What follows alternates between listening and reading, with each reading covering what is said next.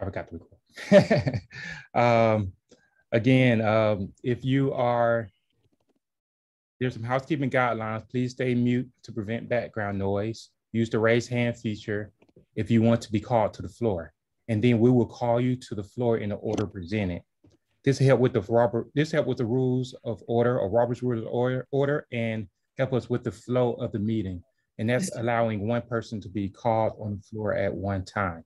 Mr. Chair, one point of order, *6 for those who are calling in. Oh, my apologies. So if you're calling in and you want to use the raise hand feature, the number is *6. Excuse me, I said *9. *9 is actually mute. So if you're calling in, please use *6 in order to raise your hand. So if you speak out of turn, there may be a chance that you may be muted just because you will be speaking out of order. So please use the raise hand feature at all times.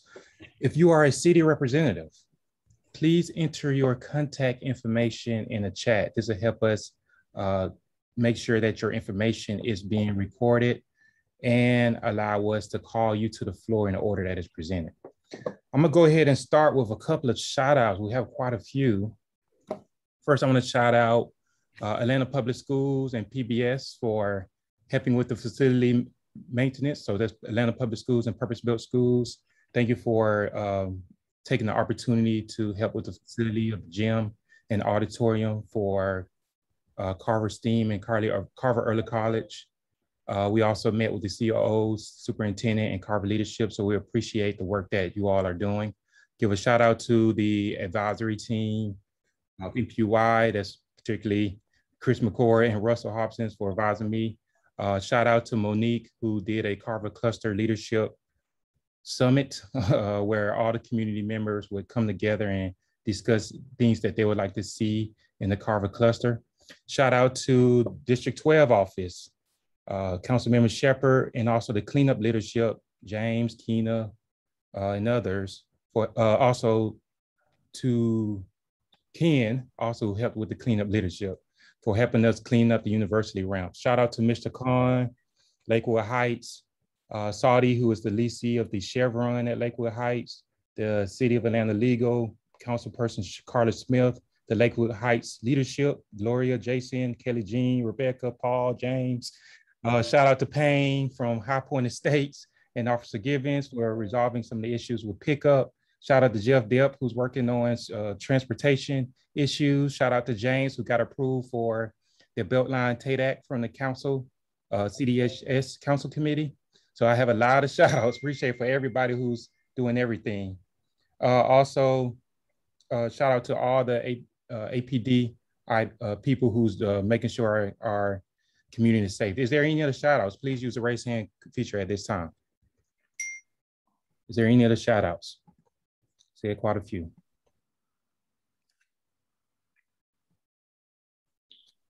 All right, moving forward, I'd like to solicit a motion for approval of the minutes. So moved. Gloria Hawkins-Wynn. Can I get a second? Second. Who was the second? James Jacob. Holmes? Or Jacob? James. All right, seconded by James Holmes. All those who are in favor of approval of the minutes, please use the raise hand feature at this time.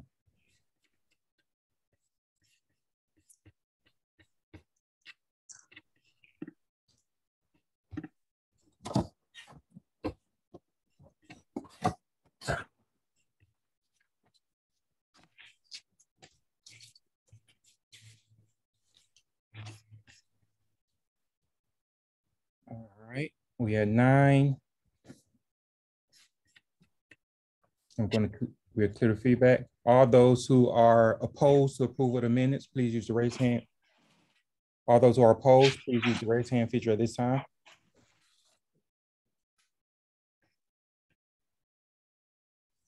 All right, all those who abstain, please use the raise hand feature at this time. 9-0-0, motion carries. I'd like to solicit a motion for approval of the agenda, which is on the screen at this time.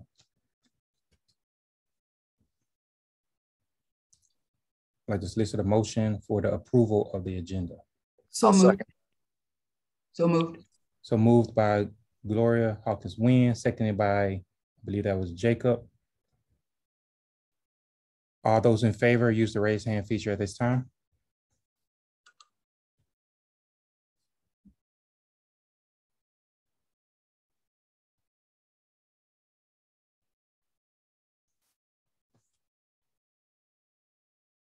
All right, we are at 9. I'm gonna clear it. All those who oppose the approval of the agenda, please use the raise hand feature at this time.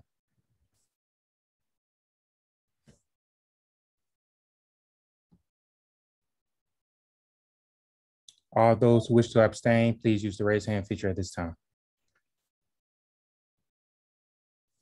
All right, 900, motion carries. We're gonna move forward to reports from city department representatives. I'd like to call a representative from the police department or fire department to the floor. So fire department. Thank you. This is Jason Woodby. I'm battalion chief with Battalion 1, located off of Cleveland Avenue at Station 30. I'd like to have this opportunity just to tell you about a little bit about what's going on with the fire department. Well, currently, we're in the middle of our fall hydrant season. So if you see us out in the community flowing hydrants, we're testing those hydrants, and we'll be doing that for the next.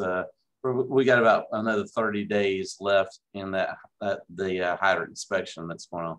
October was is fire prevention month. We had a fire prevention week that's pretty successful.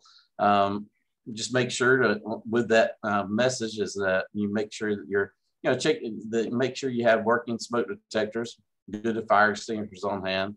And, we're going into the colder weeks and months ahead of us in the, and that's our heating season. So it's a good time to also check out, make sure that you got good appliances that you're going to be utilizing for heating your homes.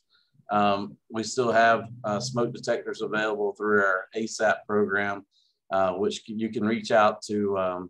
Most of the fire stations will have some on hand, but we also have a program coordinator that heads this up. You can contact them through our Atlanta Fire Department AtlantaFireRescue.com or through our headquarters number. I'll put that information into the chat as far as how you can reach out for that.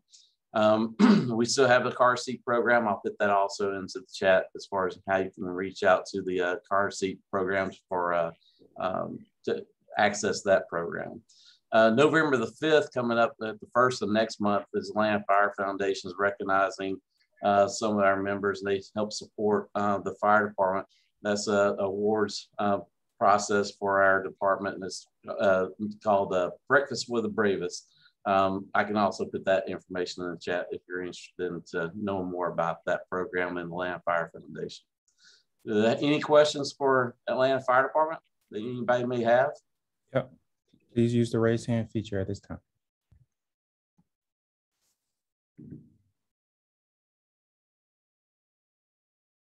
All right. There's one question in the chat there. Would you like me to address that? Yep, absolutely. Okay, it was asking if we accept car seat donations. The program uses new car seats, and there's a grant type of program that the car seats come through to the department, and I believe it has to be a certain specific car seat that fits within the guidelines of that program. Awesome. Fire detectors. I think somebody asked about fire detectors as well. The smoke detectors, fire detectors. The technology that we use as far as what in our program is the smoke detectors only. We don't have the heat flame detectors. That is a different type.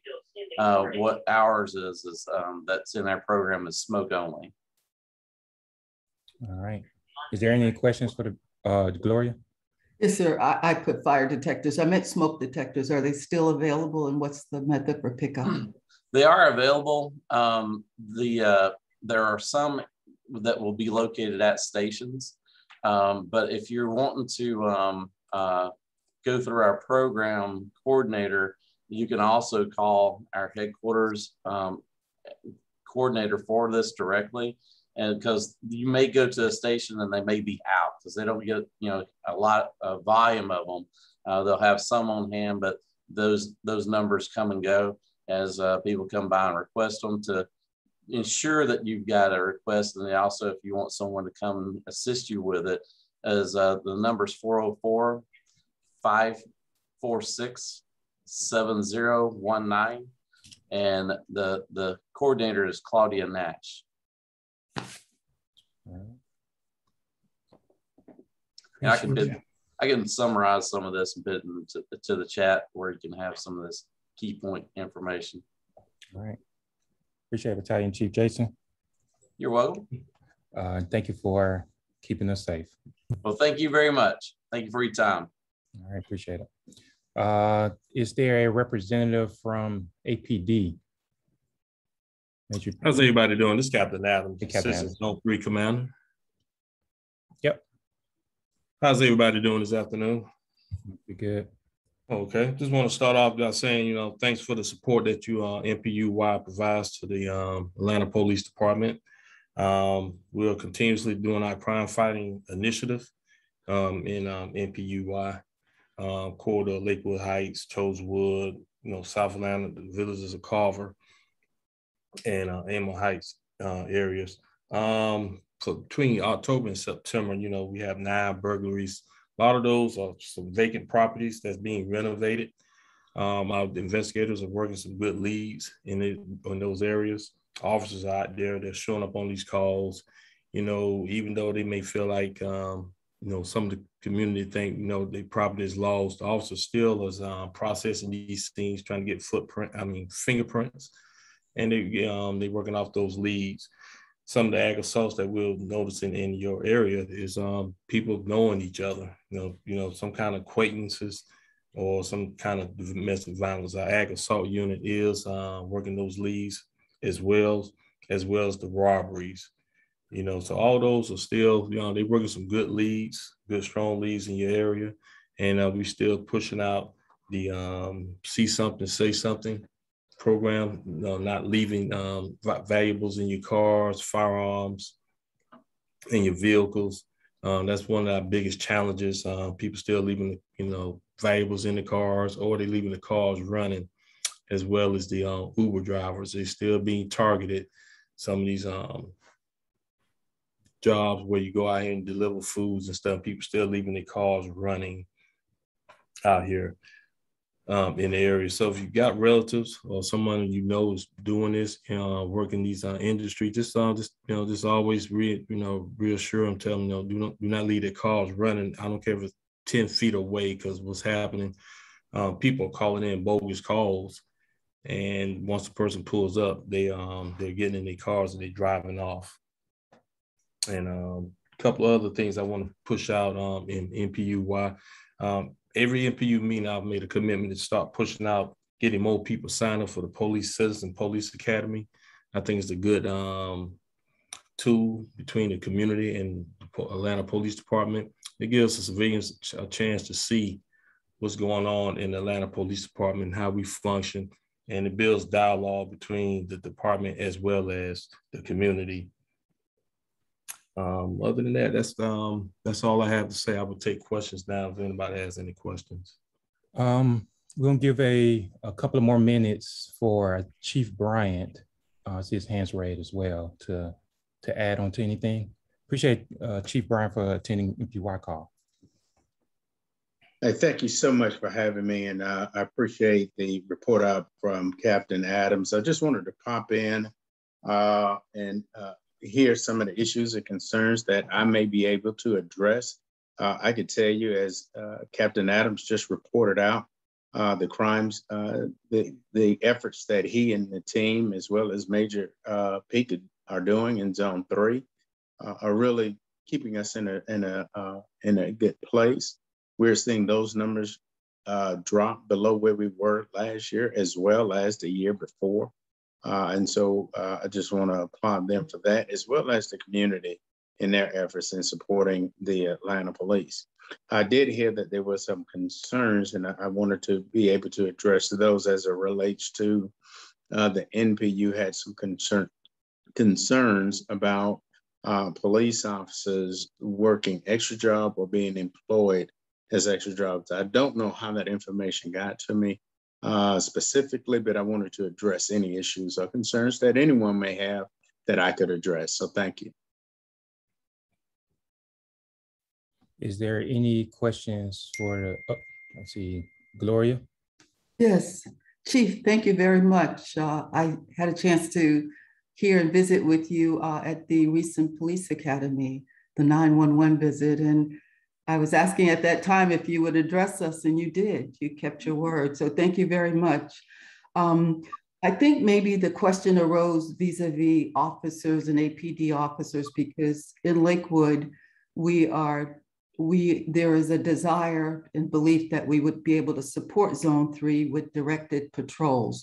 We have, through our stakeholders meeting, been reaching out to an organized group that its site is in the villages at Carver. So if you've heard any questions, in part, I believe some may have come from the Lakewood Heights community, because we have been doing sensing sessions.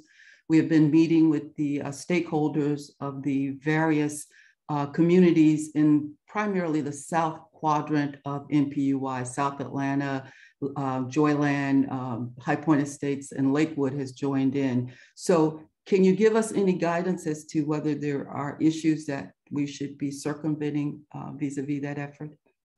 No, if I hear you correctly, there are some communities that do have off-duty officers that patrol in that manner, but directed patrol and off-duty patrols are totally two different things. Directed patrol is when there's a specific effort for officers to patrol an area during their normal duty hours when they have availability. The off-duty aspect of that is specific to that community, being that their attentions and concentration is directed to that police that community off-duty, and it's not a matter of availability. They have to go there because it's an extra job. We see that both efforts work clearly when you have a more dedicated off-duty officer that can there for a directed amount of time. Clearly we get a greater benefit to it, but the other directed patrol does give us benefit as well.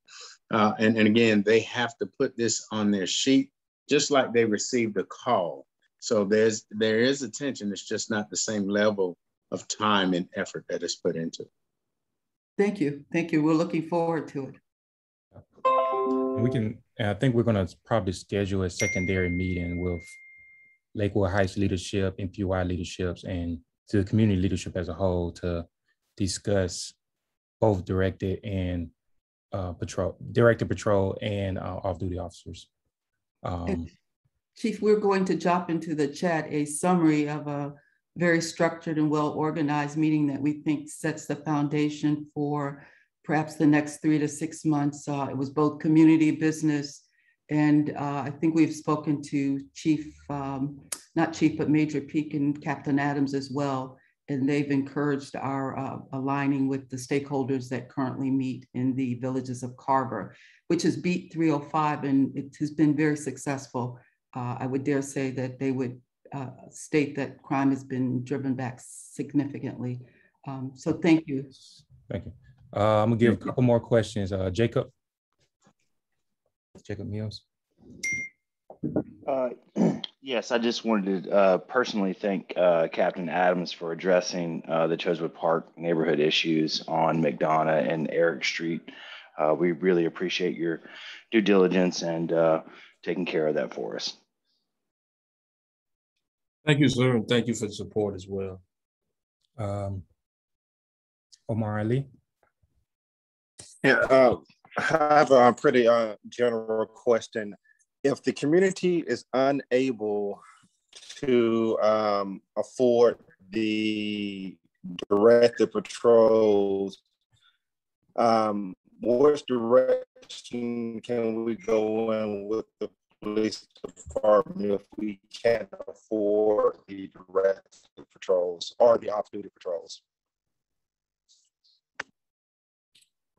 So I can, again, I think your working group may be able to pull out some more deeper conversation, but I can tell you right off, one of the things that we do every single week is I meet with the command staff, the leadership of the police department, get together and evaluate crime throughout the entire city to see where we are seeing elevations and crime in areas of concentration.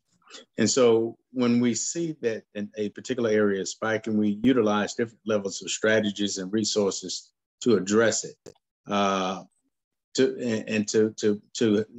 address that and make sure that those numbers are coming down. But once we see that those numbers are coming down, we allow the zones to go ahead and maintain it. But anytime a community requires a elevated level of patrol, and this is something that they're requesting outside of what we're monitoring, off-duty officers is probably the best way to go outside of being directed patrol, because we clearly want to make sure that we're addressing areas that are giving us our community, that we're seeing issues in our community. And if a community cannot do it alone, you probably, and I don't know if NPU-Y have any CID money or anything of that nature. That's another way to go for it. Okay. All right, thank you. And then I'm gonna have Jazz ended up. I'm gonna give a little bit extra time since Chief Rodney Bryan is on the line, Chief of the Atlanta Police Department. Jazz. Okay, can you hear me? Yeah. Okay, I wanted to thank you, number one, just for the work that you're doing. In the last 2 months, they've added 2 police cameras. Of course, 1 month ago, they stole one of the cameras. They yanked it down. I live right at the corner. I live in Triangle, probably the most dangerous neighborhood in Lakewood. It's 1629 Lakewood. There's the Chevron is on the same corner. The Shoot 'em Up Chevron. There's a rooming house. There's all kinds of things. So luckily, just this week, the tenant at 1629 moved out after the 3rd arson, the 5th shooting, and all kinds of dangerous things. But the thing is, we still have this, my main question is honestly, do they actually look at the cameras? Because right at the first week, they didn't do anything. I mean, there was no drag racing or donuts or anything like that. But then right after that, they realized that no one was looking at the cameras. And so they continued on. It's 2 questions. And the second question is, now that this tenant has moved out, when someone else moves in, because when they moved in, it emboldened the biker club and the rooming houses and the drug houses to do even more. It was like, it was a butterfly effect. So when the next person tries to move in, will the police be there to be sure that they are properly licensed and that they're doing business legitimately? But in addition, back to the first question, if they were watching the camera, they would know this already. Yeah, so absolutely.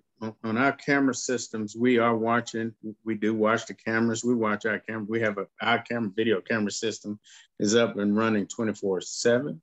And then it depends on what they, it's like anything else, what we see, what we're able to see at the time we're able to see it. If our cameras are pointed in the right direction, because some cameras are actually mobile, movable cameras, and may look at something different than the actual target that may be causing a problem at that particular time. And then if we have any issues with cameras at that time, which we do, there are times that our cameras are down and we have to rely on a company to come out and repair those cameras. But the immediate answer is yes. And then to answer your second question, how do we ensure that the next tenant is abiding by the permits and policies?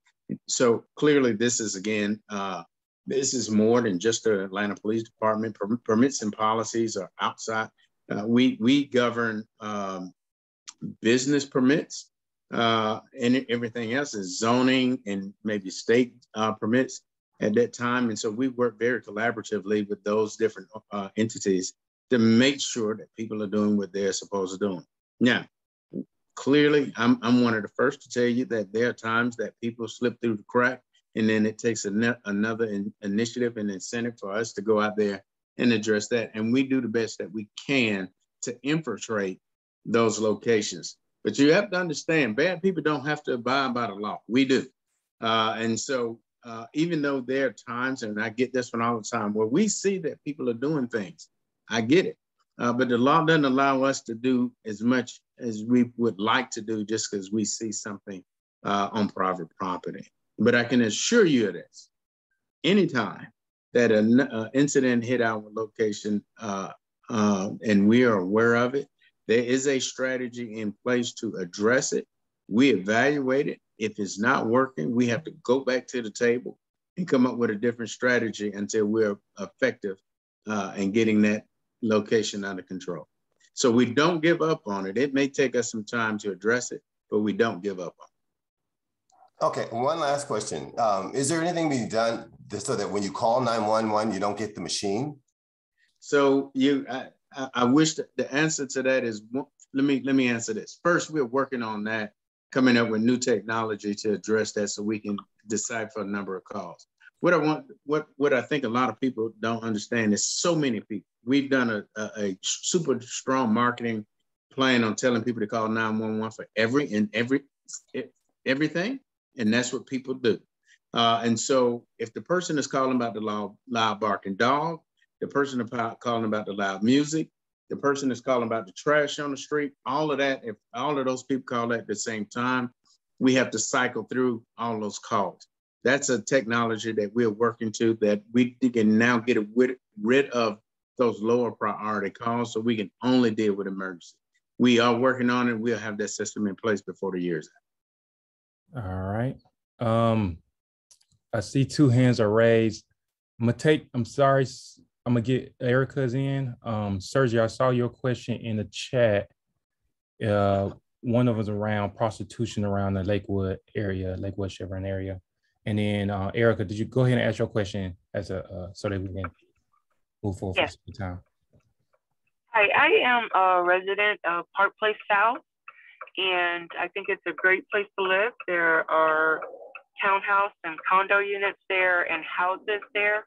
And I was just wondering if there was any way for us to let APD know about openings that come available, because I would love to have more officers move into my community.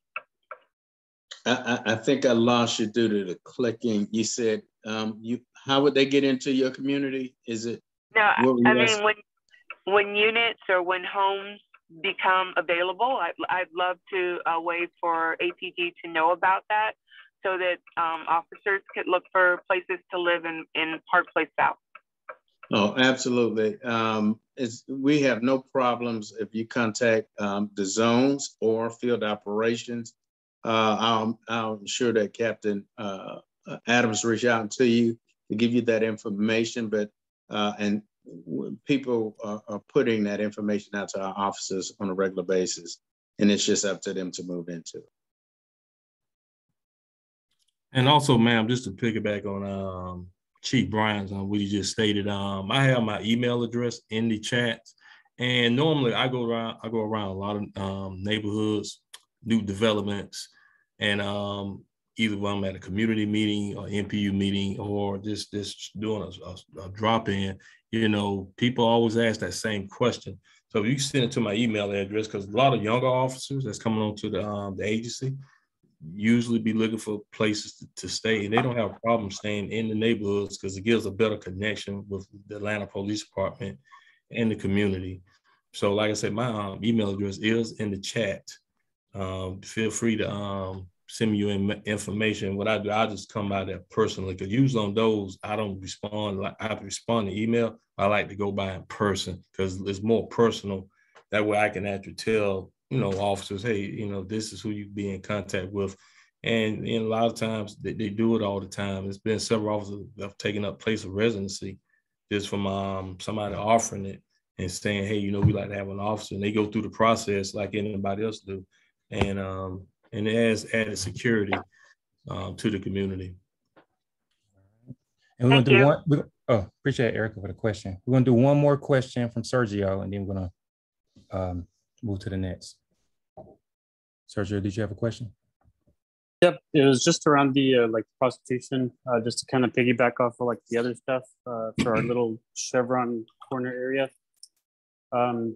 Like especially for the tucked away neighborhoods, you know, like Oak Knoll and, you know, some of the other streets in and around that area. You know, the clientele is picked up in of course, the main street, but then the side streets end up with, you know, used condoms, people defecating out on the streets, you know, leaving their baby wipes and or needles, or I mean, just it's a plethora of things that, you know, kind of go on in the shadows, you know, which is great. We're getting cameras and whatnot, like in the main areas, but you know, a lot of the hidden dark corners, I guess you can say, you know, are also feeling that. Is there any, you know, motivation in having some of that seep into, you know, the neighboring areas of you know, the Chevron? Yes. Yes, and my crime suppression team is down there in that footprint pretty frequently, because we try to keep it because of the issues that we have on Charleston Avenue, Richmond, some of the traditional areas. Sometimes we do run some details over there. I don't want to go into details because, you know, because right, we give understood. pretty much, but we will address that part. But they have, you know, when they see cases dealing with prostitution, they have made arrests, you know. So if they see the infraction, they see the crime being committed, not only would they get, you know, get the person that's actually selling, they also try to get the Johns as well, if they can, or the person that's trying to buy. As well as what you going back to what you're talking about, used condoms. I have my quality of life officer go back through there, because he stays over there a lot because of the houses, you know, the conditions that right there on Charleston. Have them come through there and coordinate with sanitation, like they always do, and do cleanups the best that we can. I know in the past, when we had the Atlanta Police Leadership Institute classes come through, you know, we'll pick an area to clean up, and Miss Gloria Hawkins, she's well familiar with that, and that'd be one of the areas that we will put on our list to come through there to clean up the neighborhood. It's just not just to add a little bit on that without taking up too much time. That's a leadership institute for upcoming sergeants and lieutenants, and each part of their curriculum and graduating, they get out there in the neighborhoods and they clean up. It's a coordinated effort. And we will make sure, like I said, my email is here. We'll make sure we get that area, because I'm well familiar with that particular location. Yeah, because I typically myself, you know, am out there with the bag and my little picker-upper stick thing, and I'm the one cleaning up, you know, Oak Knoll 1 and 2. Yes, you know, just because I'm tired of seeing all that stuff, and you know, there are kids zooming up and down with their, you know, little kid bikes and whatnot, and if they fall on something, you know, I'd hate to see the result of that. Yes, sir. Yes, sir. But please send me your email address, and so me and you can talk more in depth. You know, sure. Not email, but do phone conversation. I probably can meet you somewhere and talk as well. Okay, appreciate it. Yes, sir. Right. Appreciate it, Captain Adams and Chief Bryant, for taking the opportunity to speak to NPU-Y. It's very rare that we see a police chief come to NPU-Y, so I appreciate the thinking of us and this opportunity and allowing the community to speak to you. Thank you. Thank you all for having me. Thank you. All right, moving on along here. I'm going to call to the floor. Let's see here, code enforcement. Officer Hopkins. Good evening, NPU-Y. I'm Officer Hopkins with Code Enforcement. I'm actually filling in for the other officer, I think Officer Sobers. I was wondering, did she ever talk to you guys about how we're proceeding forward with jump vehicles? You can, no, not really. You can go ahead with it. Okay. Here, all right. Jump vehicle, we get low down with the jump vehicle. Jump vehicle is any vehicle without a current tag on it, flat tires, or looks pretty much wrecked. Now, for residential properties specifically, when we send a notice out to the people, we go out and look at it. and we actually placard a vehicle, and now in 30 days it ain't removed, then the city will start towing vehicles, even though it is private property, private residential property. We can tow from people's houses, any junk vehicle. So if you see one, and you can call it in, and then we'll get it off the property. I know it's a nuisance, and as well as bad for the environment. Excuse me. Other than that, I have nothing else to really report, but I will take any questions. All right. Is there any questions for the benefit of the body for Officer Hopkins? Josh? Hey, everybody. Yeah, I just had a question about, there's a construction site on Maury Avenue, the street that I live on, where they've kind of just piled all the construction debris on the street, basically it's a kind of a bank, and it's on a downhill slope. Are there provisions? Are they supposed to get a dumpster for that, or are they allowed to just kind of pile up the construction debris right there? Because I've called that in a few times and it just hadn't really gone anywhere, or I haven't gotten any kind of. They can kind of pile it up only when they're working on it, but if they're not working on it, it needs to be inside a dumpster. As well, this might possibly be a zoning issue, so I'll reach out to zoning as well to get them to get in on that. But no, they're supposed to be there like that. Should I just keep calling 311 about that, or is there another way to address that?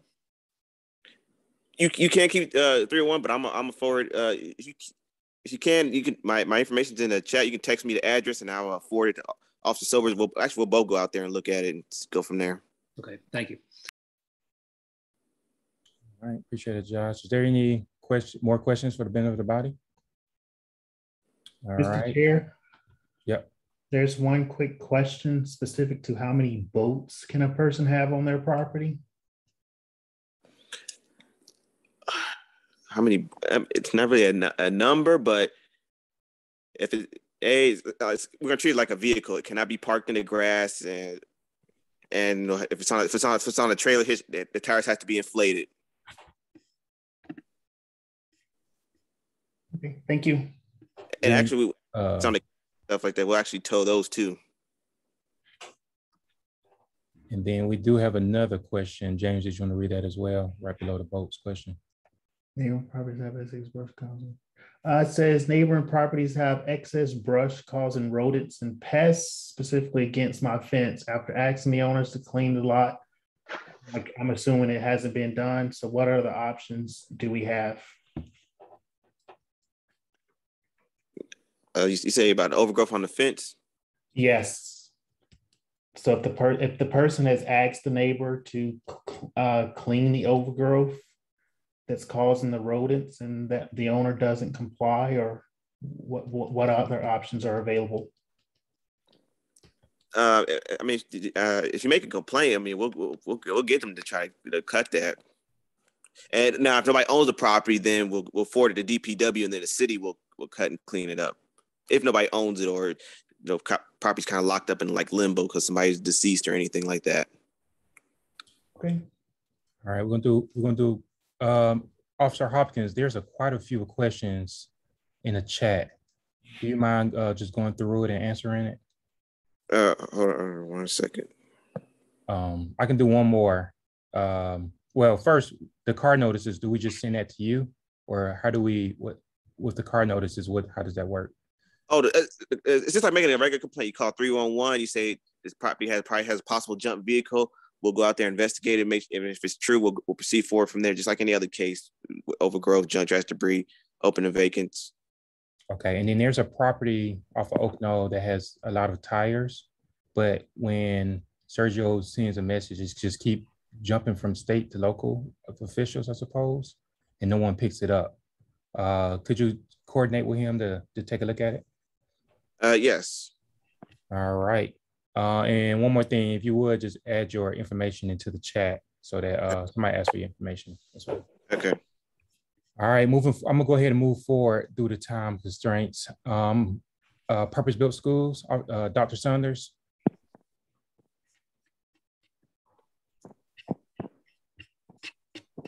Good evening, everyone. Thank you so very much. Can you all hear me now, Troy?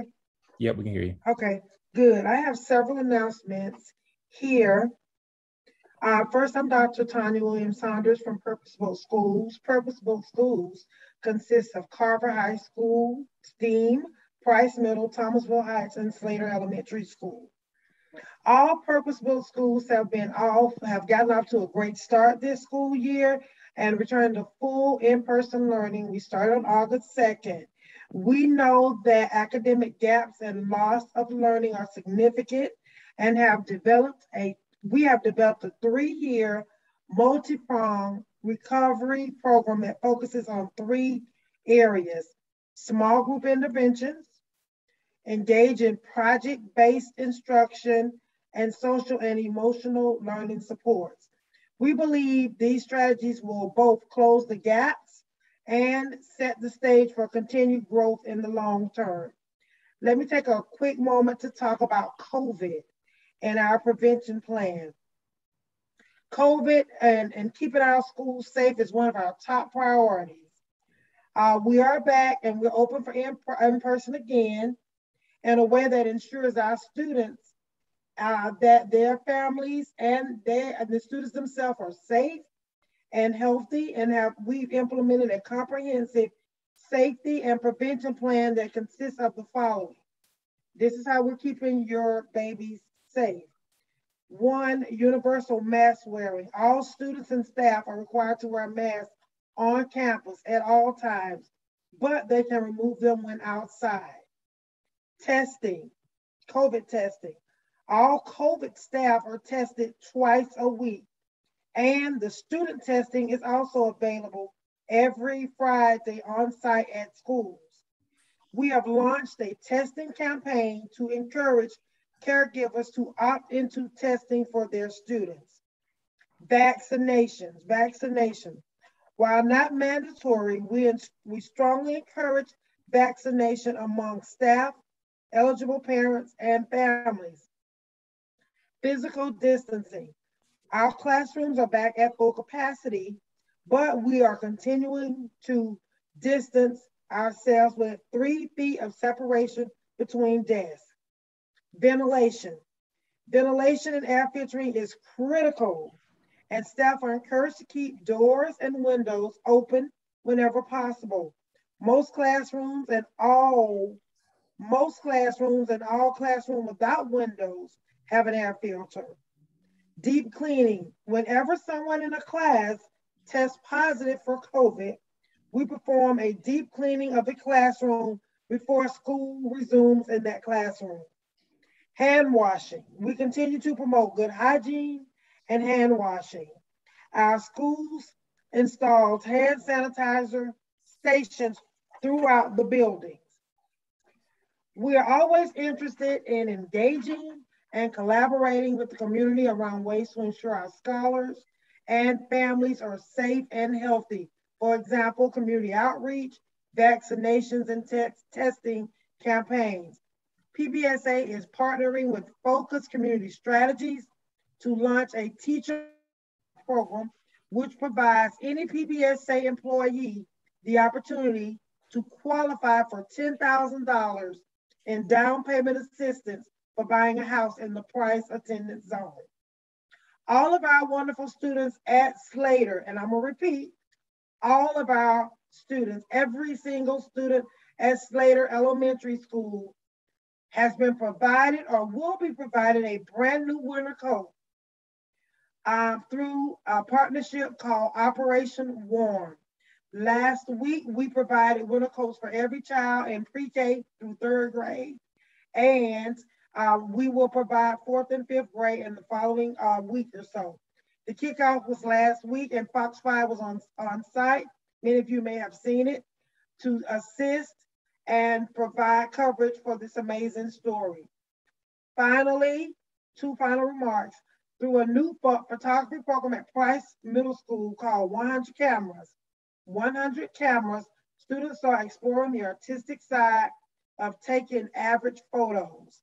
The 100 Cameras partnership provides 15 students with free cameras and training to become great photographers as they take shots to raise money for their school. Let them shoot your next event. Finally, the CDC moratorium, which prevented evictions for tenants who cannot pay their rent due to the impact of COVID, is no longer in force. And if you are having problems, please contact the school immediately. This means you cannot pay your rent.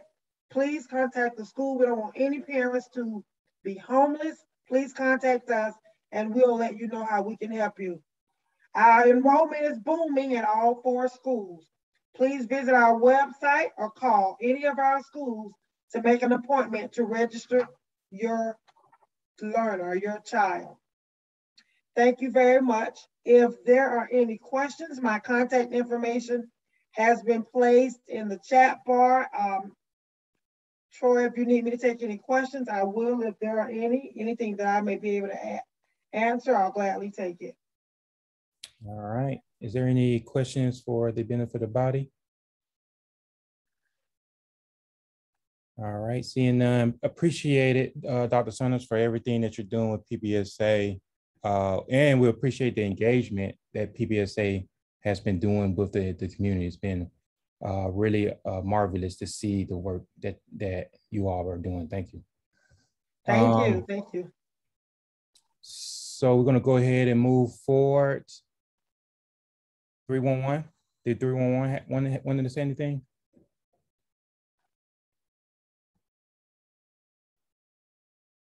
Timothy?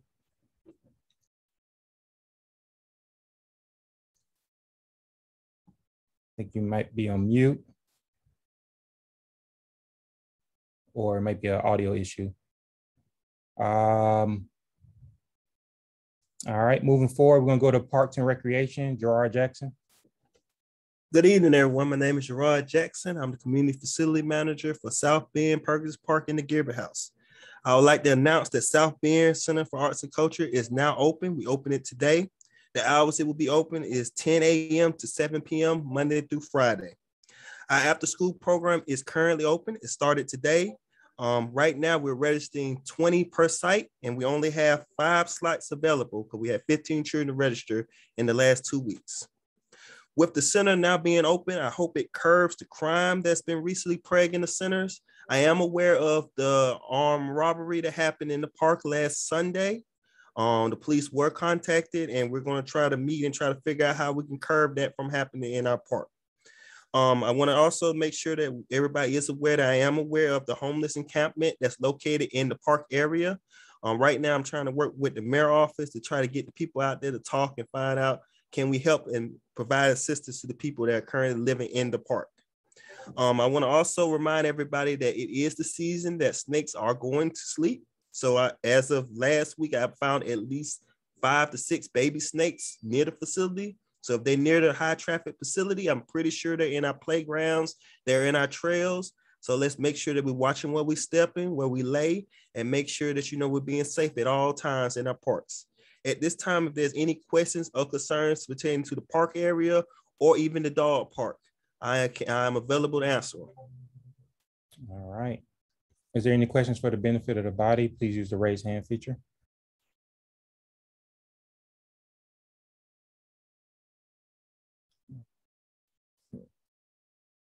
See one question in the chat.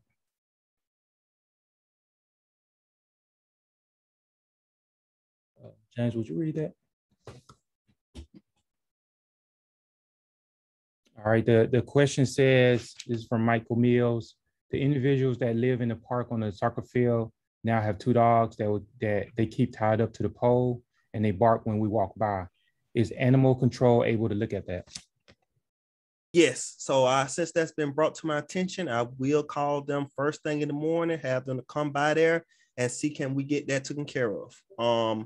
People can have dogs in the park, but dogs have to be on leash at all times. And that's a leash you're holding, not a leash to the pole. So you can't tie your dogs to the pole. You can't tie your dogs to the fence. If your dog is not on a leash in your hand, they can pick it up. All right, and Gloria had a question.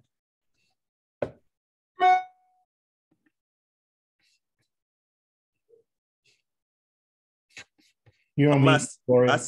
Oh, I see one question that about the name of our after school program. So right now, our after school program is the After School Center for Hope.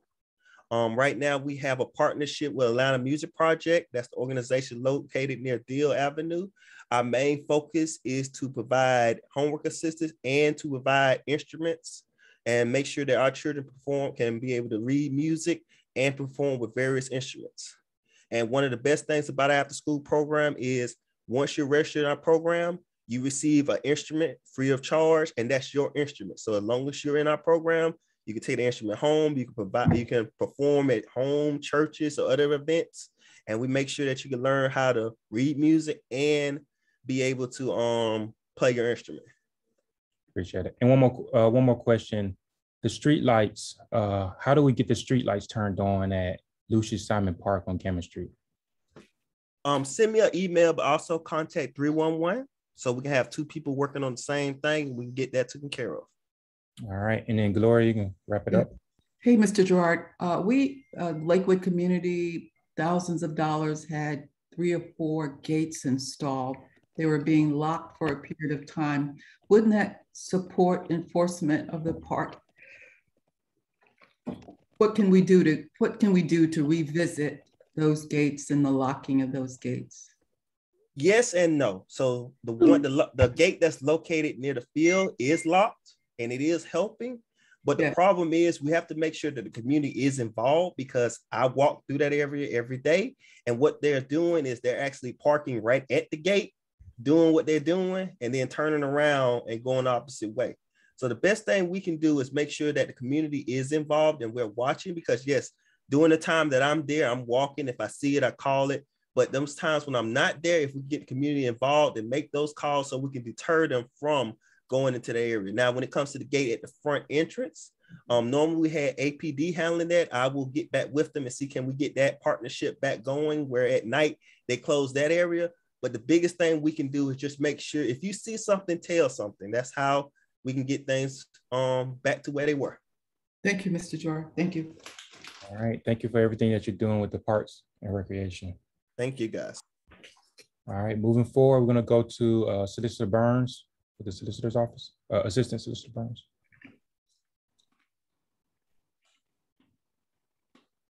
Yes, good evening, NPU-Y. I don't really have any new announcements tonight, other than that the Solicitor's Office is open along with the Municipal Court of Atlanta. We are still fully following all COVID-19 protocols. That does include a mask mandate by the mayor, meaning if you enter the courthouse, you must have on a mask that covers your mouth and your nose at all times. You are encouraged to, if you have any problems with any properties, to please email me. I believe my email is listed in the chat. Due to the influx that we're seeing, obviously in the city as a whole, with serious crimes, we are beginning to see much more serious crimes and cases also in municipal court. So if you have any questions or complaints about any of that stuff, please feel free to email me. And again, my email address is in the chat. All right.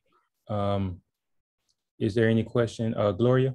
Yeah, hey, Solicitor Burns, thanks for coming on. When there are cases that come before the court, would not a significant showing of the community be helpful in litigating them? And is there something we can do to get notice and to support you in that effort?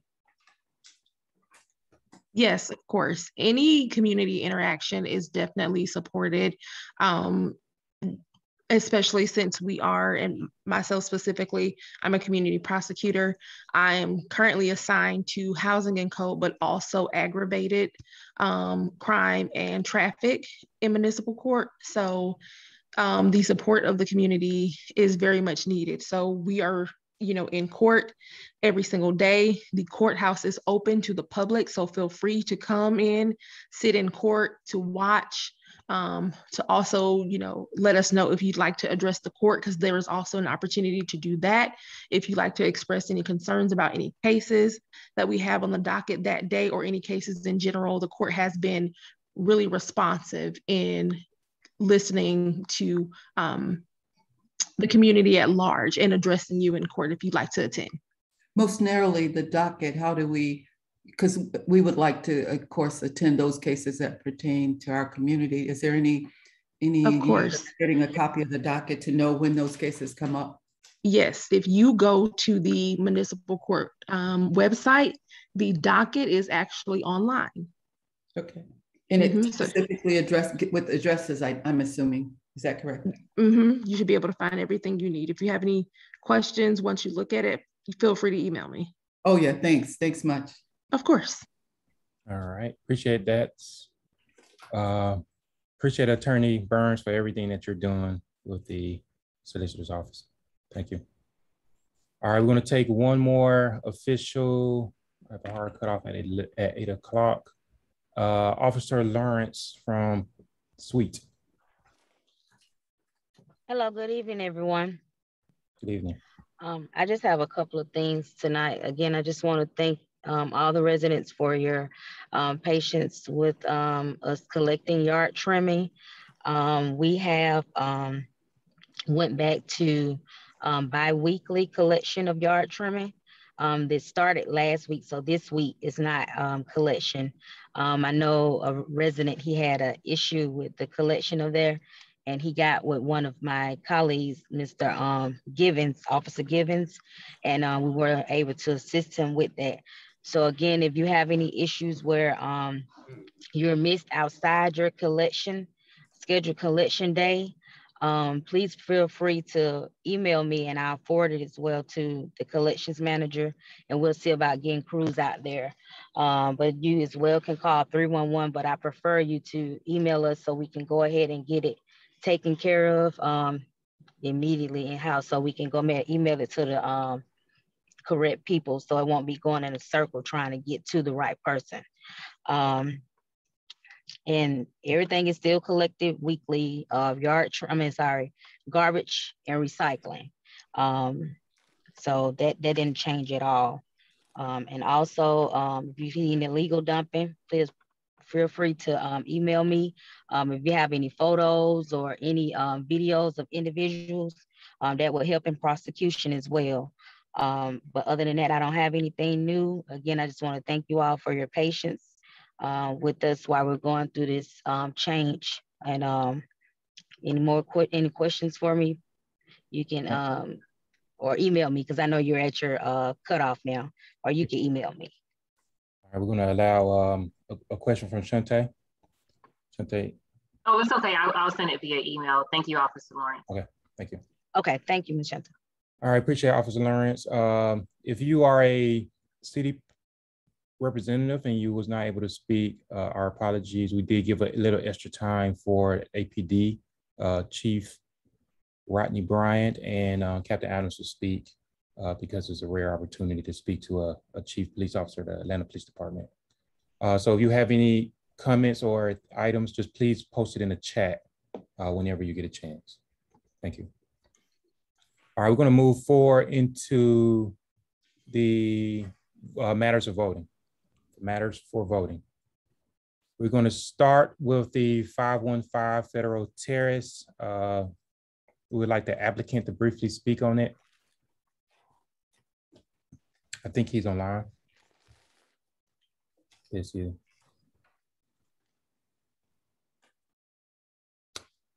I'm pretty sure I saw his name pop up. The applicant, are you here? You called to the floor. 515 Federal Terrace. Yes, I'm here. Can you hear me? Yeah, we can hear you. Great, thank you so much. 515 Federal Terrace property is a project we've been trying to get done for some time now. So it's a very simple renovation, trying to keep the property in line with the rest of the properties, the rest of the renovated properties that's in the community, the neighborhood. Just trying to keep it really simple. We're trying to go through the necessary channels to get approval. So just looking for you guys to help us out so we get this thing going. We've been actually had this property through COVID. So we've been trying very hard to get to this point to where we are now. So we're just looking just to go see if we can get this done. All right, thank you. I'd like to call Chosewell Park to the floor. Jacob. What's the recommendations from Chosewell Park?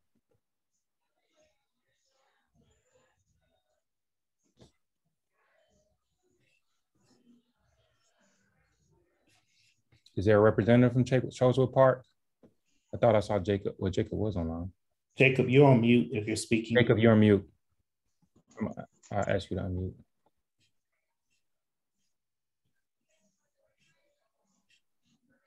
All right. I think the recommendation was to defer. Is that correct? So the recommendation for Chosewood Park was to defer? I'm checking right now, Mr. Chair. I'm checking my email. And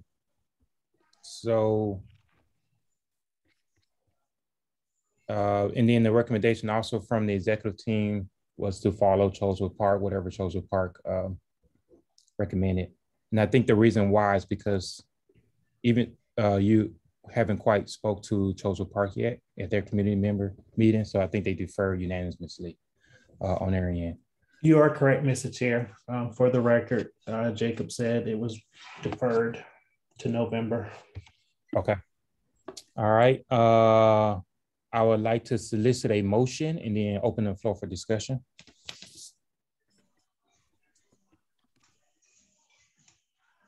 Motion to defer based upon Chosewood's recommendation, Mr. Chair.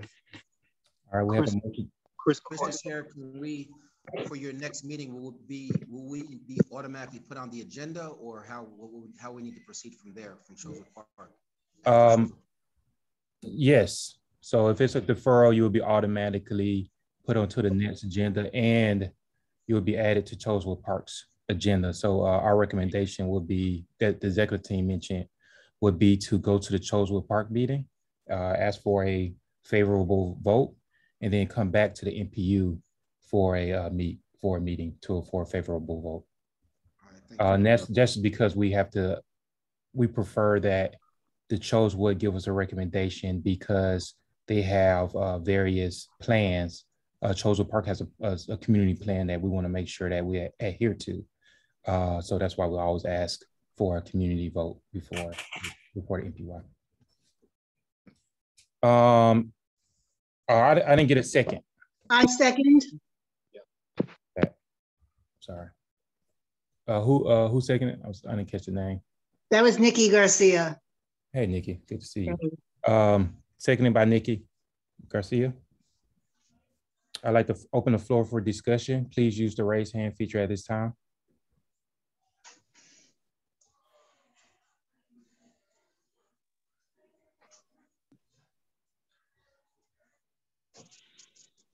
All right, none being said, I would like to close the discussion and move towards a vote.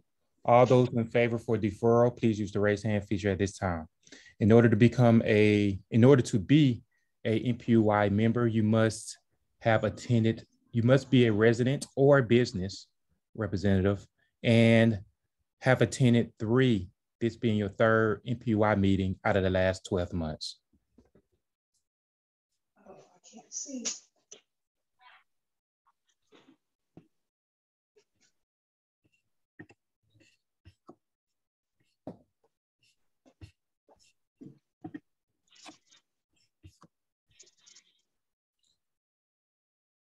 All right, closing, we have 14. James, is there anybody in the chat? No, sir. 14, Mr. 14. Chair. All right, closing it out. All those who wish not to defer, please use the raise hand feature at this time.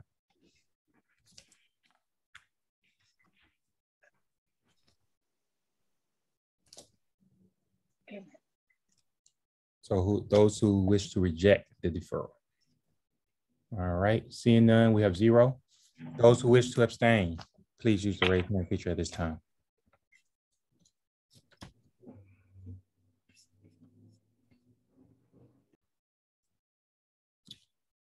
All right, 14-0-0. The motion is deferred.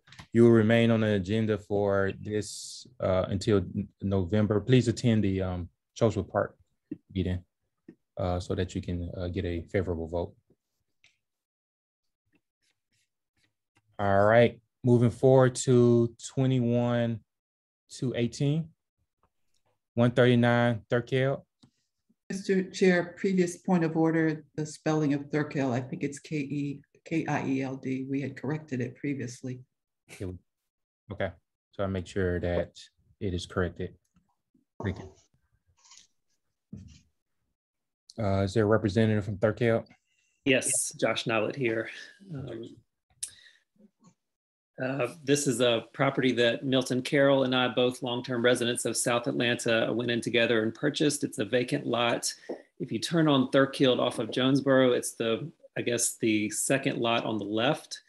The lot on the corner is kind of this concrete slab. We're actually trying to find the owner of that to possibly purchase that, because I think those two lots actually used to be joined together at some point, but we're in the process of trying to find that out. But nonetheless, the lot that we do have is a smaller than usual lot. And so we're asking for a variance just to reduce the amount of feet from the street to the front of where the house we're proposing to build, as well as the back side of the lot.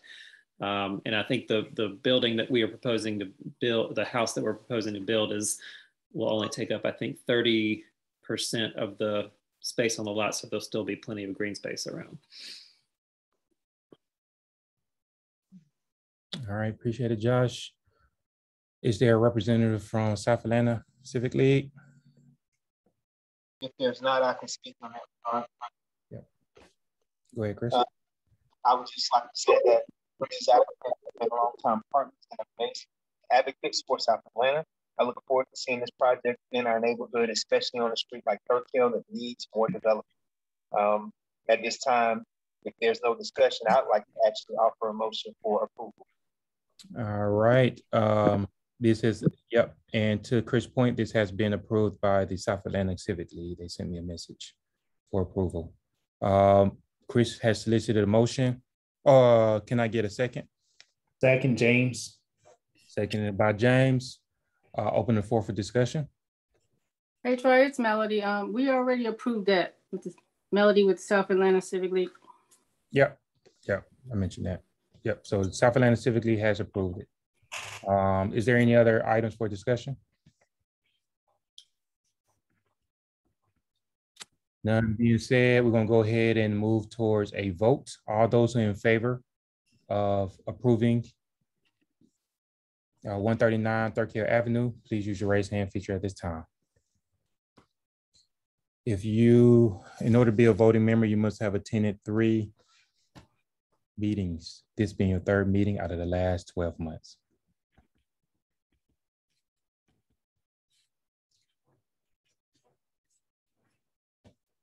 All right, we're gonna go ahead and close it out.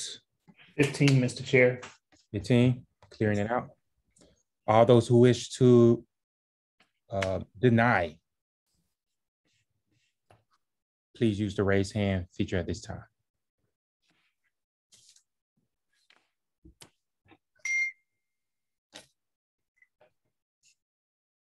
All right. No. All right, those who wish to abstain, please use the raise hand feature at this time. Those who wish to abstain, please use the raise hand feature at this time.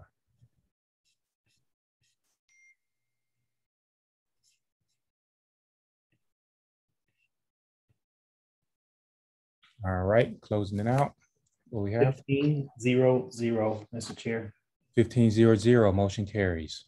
Thank you, everybody. Thank you. All right, moving forward. Is there a representative from 1818 Lakewood Avenue? Neither Christie nor Ira are present. All right, thank you. I would like to solicit a motion. Preferably a motion to defer. I'll second that. Oh, I'm sorry. I did kind of gave it away. Sorry about that. So move motion to defer to next calendar. All right, motion to defer by Gloria, seconded by Jacob. All those, is there anything for discussion? Use the raise hand feature at this time. Alira? Yes. Oh, did you have? Oh, I'm saying. Oh, no. I'm sorry. That was my early voting. Oh, early voting. Okay. Yes. Thank you. All right. Closing out discussion. I would like to go ahead and use the raise hand feature at this time if you wish to defer. If you wish to defer, use the raise hand feature at this time.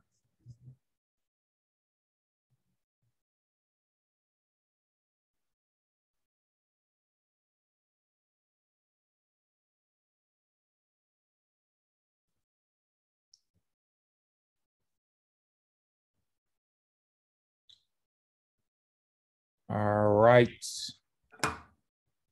Well, what we have, James?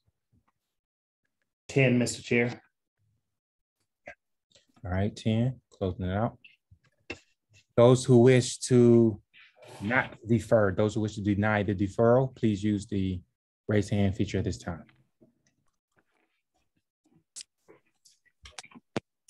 And seems like it's 0.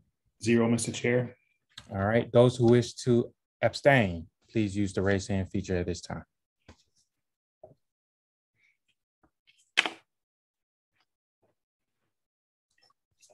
All right. 10-0-0, Mr. Chair. 10-0-0, motion carries. Moving on. We're moving into Z2174. Z2174. I think Erin is not online, but we do have her replacement here. Would you like to briefly speak towards 1070? It's been on the agenda for a while, but would you like to briefly speak towards it?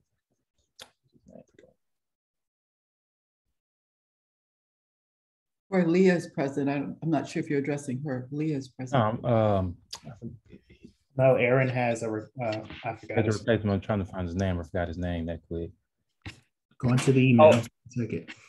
Good evening, y'all. It's Chris McIntosh. Chris, yes. Chris McIntosh, thank you. Hi. Sorry, I was on mute. Hey, Chris McIntosh. Good. All right, do you want to briefly speak towards 2174?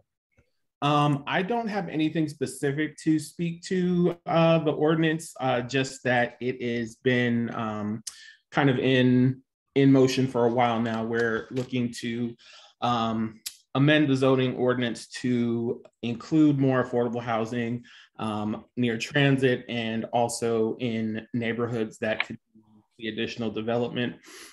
So I believe you've heard different presentations from the Atlanta City Design Housing Group.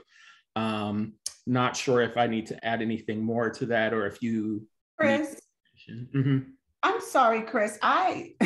And I'm sorry, NPU-Y. I'm in 2 different NPU meetings, as I usually am when I'm here with y'all.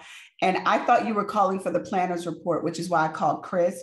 There should be a representative from the Office of Housing. Chris is not slated to present on this at all. And It's my understanding that someone from the Office of Housing either is or should be here. I'm scrolling through the list now. Okay. So is there anybody from the Office of Housing on the line?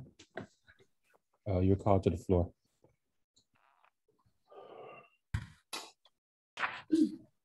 There is not. If y'all don't mind, could you move on to the next item and I'll try to find out what's going on? Or is that your last voting item? This is the second to last. Yes, it's been on the agenda for a while, so I think the community knows about it for sure. But you can call them. You can see if you can make a couple of phone calls, and I'll come back to it. Okay, thank you. No problem. All right, Z2185. So this zoning is adding definitions to short-term rental, as well as it also has some clause in there to prohibit short-term rentals for ADUs, for accessory dwelling units.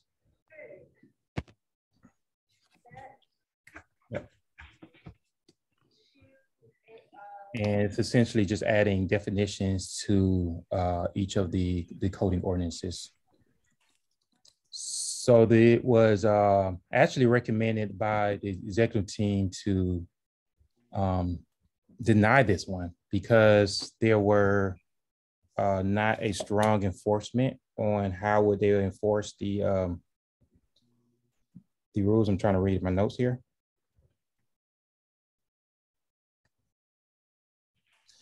So there wasn't a strong strategy on the new legislation to enforce it. And we didn't understand what that looks like. So it was a recommendation to actually deny this from the zoning committee of NPU-Y. Is there anybody or representative towards this that would like to speak towards it? Is there a representative online?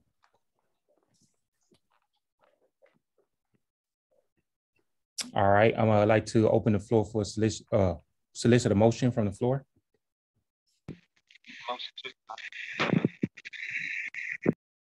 Mr. Chair, the motion is that we accept the recommendation of the executive committee in that I think the controlling issue was if no matter how they defined it, there would be enforcement issues in determining whether it was short-term or long-term rental.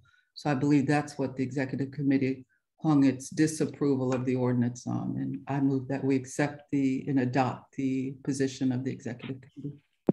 Okay, in second, moved by Gloria, seconded by Chris. I'd like to open the floor for discussion.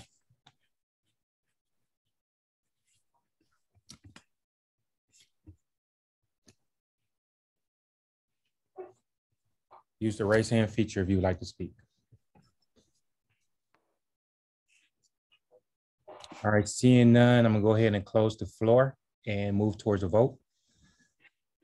All those who in favor of denying 2185, please use the raise hand feature at this time.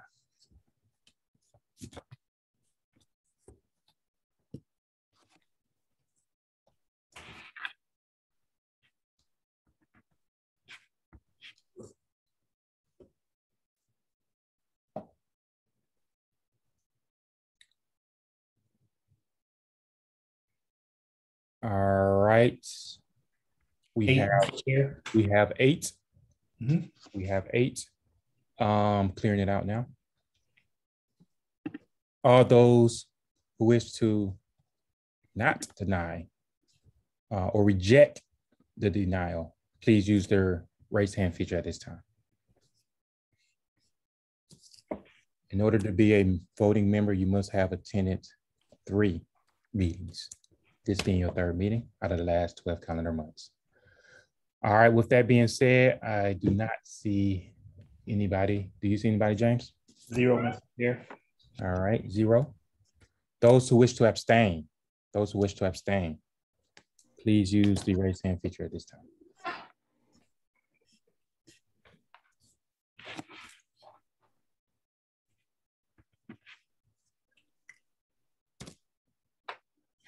All right, closing it out. 3, Mr. Chair. All right. So we have a total of 8 yes, 3 abstentions, 0 no. All right. 830 or 803, however you want to say it. Motion carries to deny. All right, moving forward, we've taken a step back to 2174. Or is there any other voting matters? Nothing to vote, just looks like. There's a couple of voting matters that's in new business, so we'll move into that shortly. Yep. Mr. Chair, the remainder were review and comment. Is that what the remaining on the last page? Yep, so the remaining is review and comment. In the notices, you will see that the city council has a virtual meeting. They plan to do a special session with the city council plans to do a special session on October the 28th to adopt the CDP by October the 31st. The available plan is online. We did submit a lot of suggestions because we felt in opposition to the CDP, and we had to do it in a timely manner. So that's why we couldn't get it to the NPU for a vote. So the executive team mentioned it. So essentially what we found when we read through the CDP is that it was really favorable towards northern NPUs. And then they didn't have a lot of language towards the issues that we were having in southern NPUs. For example, the high density of industrial use. Also the changing or being able to focus on the growth areas in the NPU, because we have a large amount of growth areas that's denoted by the CDP, and so forth. So we sent a letter to all other NPUs as well as the City Council to make sure that they are including the needs of NPU-Y. If you want to see that letter, please reach out to the executive team and we can forward that over to you. Mr. Chair, there additionally was the feeling that the initial statements were that it would just be limited to what was required to meet the 5-year mandate, but it became overreaching in that it did not include the community. And I think that was, is it fair to say that was our biggest objection? Yep, that is one of our biggest objections. And we also joined that objection, we joined in with 10 other NPUs because we didn't get they didn't really express and talk to the community about some of the items that they put into the CDP, and we didn't have enough time. So that's kind of the general gist that the community is feeling. So right now there's a big push to see if there's other ways that we can get the needs of the community involved into the CDP. I'm not gonna get that much time. We can talk offline about that if anybody has any concerns or questions towards that. Actually, I see two. Raquel, did you have any questions? Or is this, or was this? No, my apologies. That was my extension. Oh, that was abstention. Oh, my bad, I forgot to clear it. Okay. Oh, I'm sorry. Is there any questions towards that before I move forward? Can you briefly speak on the second one as well? Oh, so this is the push to start the virtual meetings on the rewrite for the CDP.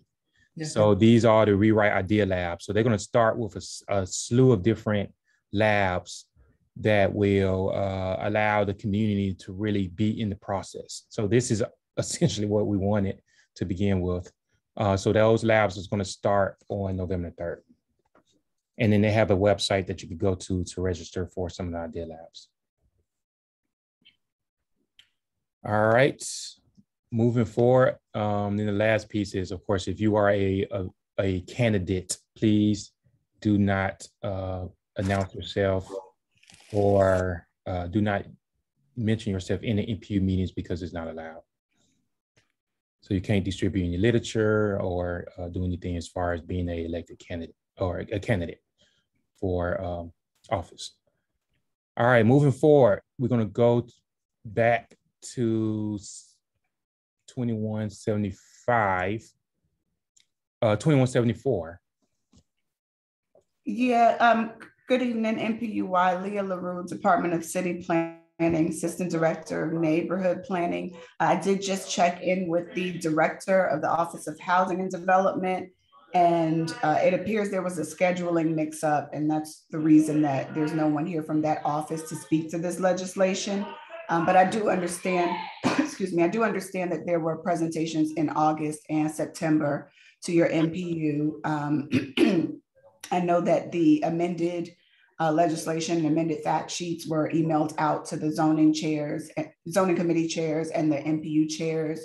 And so hopefully you all have had enough time to review that legislation Z-21-74 and would be prepared to vote on that legislation tonight. Yep, thank you. So we did review it, and the recommendation that came out the zoning committee was to recommend a rejection of 2174 because it's essentially 3 separate legislations in one legislation. So they try to put a lot of different legislations into one. So our recommendation to the city council is to split out each of the 3 sections into separate voting matters because it's really controversial. It's actually 3 really controversial pieces of legislation, and we wanted to make sure that each one is attended to separately. That was one of our main gripes of this legislation. Is there anything to add from the executive committee or zoning committee? No, I agreed that I think it's not just us. I think any NPUs that actually read it felt that, again, the issue with the accessory dwelling units, in addition to parking, and I forgot what the third item were, but they required hearing input from the community, because what many learned along the way, there's something called unintended consequences. I think initially with the ADUs, it was believed that the owner would occupy the main dwelling and that the oversight of the ADU would be under the guidance of the owner. But much of that has changed in proactive zoning, even around MARTA stations. So the general feel was that no one really understood the effort, because it just seemed misguided, because it didn't give anyone other than the drafter belief that it had merit. All right. I'd like to solicit a motion. I'll second that motion. Who motioned? Motion to follow the executive board, which I believe is a denial. So I'll motion to deny. Motion by Chris, seconded by Jacob. Motion by Chris, seconded by Jacob. I'd like to open the floor for discussion.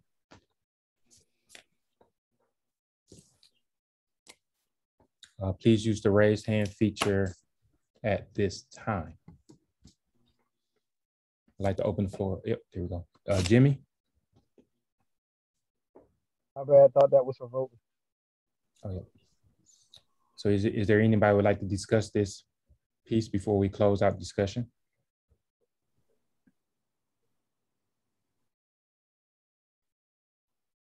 All right, there you go. Moving forward, we're going to close out discussion and start with the vote. All those who are in favor of denying this piece of the legislation, please use the raise hand feature at this time.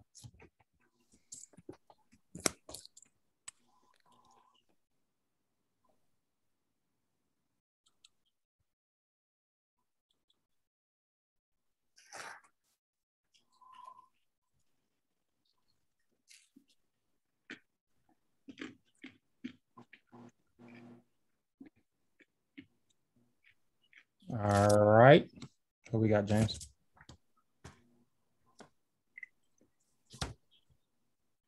What we got, James? Sorry about that. So someone is using a right arrow. Is that your hand raised? T. Taff.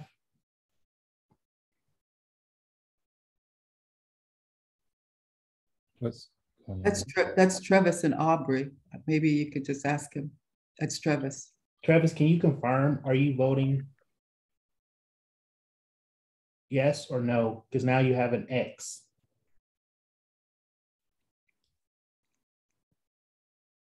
Travis, are you there? From Taff. Oh, no, sorry. He's put something in the chat. All right, so we have, is that 11? So 11, Mr. Chair. All right, there you go. Clearing that out. All right, it's cleared.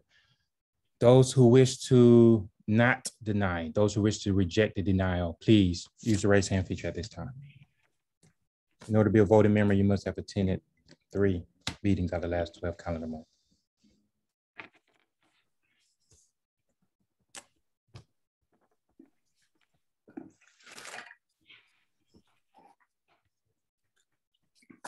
All right, we have 1.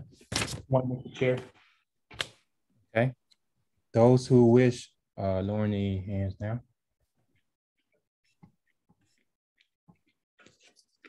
Those who wish to abstain. Those who wish to abstain, please use the raise hand feature at this time.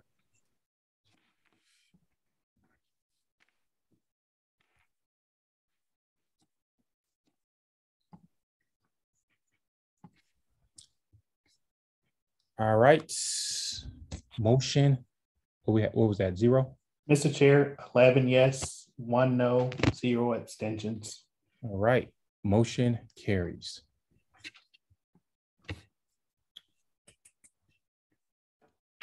All right, moving along. Old business, Old business, nominations committee. Chris has gladly accepted the nominations committee chairperson, Chris McCord. So we have elections every November for a new executive board.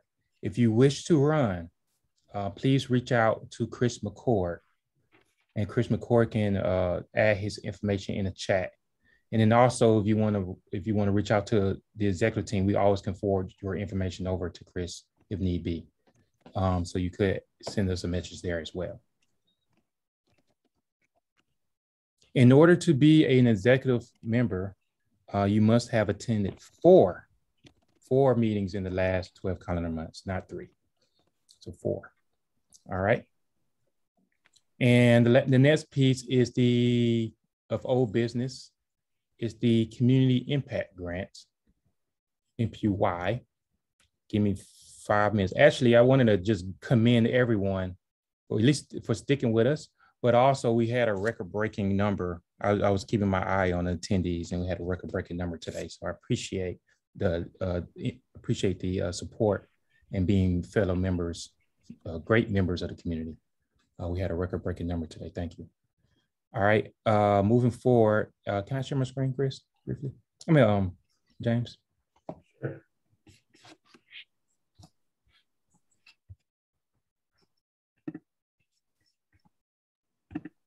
All right, so one of the things with the Community Impact Grant is for us to enhance our engagement.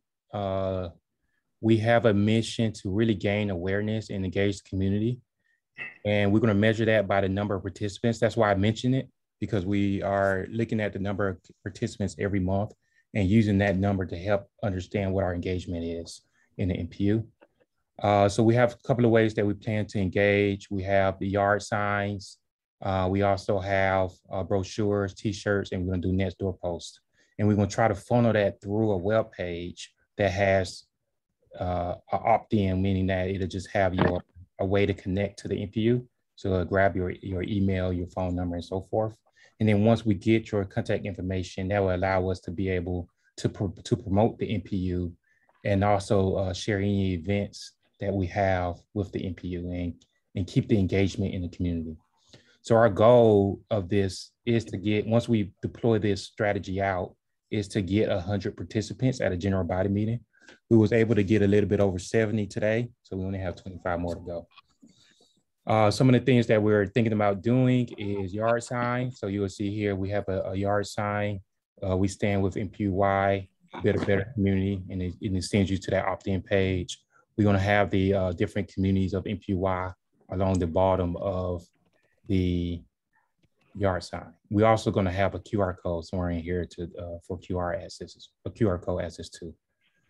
We also have a brochure where we're going to do on the ground sharing. Oh, this is actually a flyer, excuse me, where we have on the ground sharing where we'll post at different businesses and make sure that everybody's aware of the NPU. The next thing we're working on a brochure. That's still in process. I got a design from the designer, but I didn't like it. So I asked Monique, who really is leading this and helping me lead this, to kind of go back to the designer and give me something that's I feel as acceptable. So we're still working on an informational brochure where I have the different communities inside of it. One thing that we also want to do is get some t-shirts out. Monique created this and it's actually pretty awesome. The whole purpose of this is to get people asking about the NPU. So it's ask me about my hood and then say hello, and it has a name tag that says NPU-Y on the shirt. And then it has the different communities of NPU-Y on the back of it. So the purpose of this is get the community asking people who wear this shirt, hey, what is NPU? Because a lot of people, believe it or not, don't know what NPU is. So this is one of the items to share that. We also have a male version of the shirt. And then lastly, we do have, we're gonna start doing some, hey, I'm a proud neighbor or community builder. I'm a community builder type shirts that different people who's proud of NPU and proud of the neighborhood can wear around the community. So what we're doing today, Monique is probably gonna ask to get the floor, but She wants to start the process of getting shirts ordered. So we need to get people's size information if you want a shirt. We only have a few slots, I think like 50 slots of free shirts.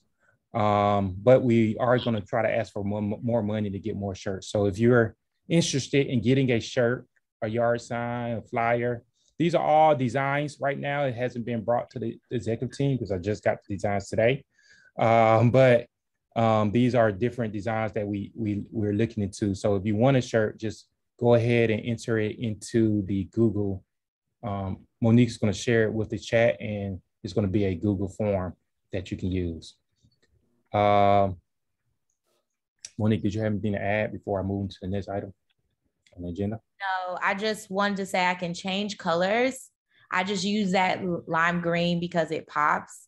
I call it Sprite green, but like if y'all just want all white, just let the executive team know, and I can like make all white and black ones. I was just trying to give it a pop with the lip green. Also the font type is optional. We could play around with some font types. I just got this charge on Saturday. So y'all let me know. I had to come up with this in a day, but y'all let me know if this design doesn't work. I know he has another one that he came up with as well. But I just want to make sure that you all like the design that we're going to wear as a collective and brings us together. And if we are saying we just need to maybe change the colors around, or just kind of give me some feedback via email or in the chat, and I can make those changes for the board. All right. Is there any questions towards the benefit of the body? Please use the raise hand feature at this time. All right, these are just designs. So if you feel like you love it, you love it. If you feel like you hate it, please communicate it, and then provide us with some feedback so that we can get your ideas implemented and passed over to the designer. We have literally 2 months to get this executed because this is part of the community impact grant. Troy, if I might add, we also thought about this as being a component and extension of the Neighborhood Watch program, that if we had something more tangible, and let's give credit, of course, to Stacy out of Lakewood Heights, who created the trifold flyer. I thought maybe we were going to be able to post a copy of it this evening, which lists the neighborhoods, the different, and I think each flyer could be specific to each neighborhood, and that each flyer would list the date and time of that particular, of the 10 communities, that neighborhood would also list concurrently the date and time, not necessarily date, but the general principle that every third Monday of the month, NPU meets, and maybe that neighborhood meets every first Monday of the month. But again, there's a big push at this point, and we're hoping to get more of a neighborhood watch, but it would be concurrent with the marketing campaign of the NPU. And more specifically, being able to hand that new neighbor that trifold and possibly even a t-shirt to kind of, again, make the communities themselves more aware of each other, but concurrently the bigger picture of the NPU. Yeah, I agree. And that's definitely in the works. I didn't have the time to make the revisions. All right, moving forward, since we only have 20 minutes left in the meeting, we'll go ahead and move forward to the next item.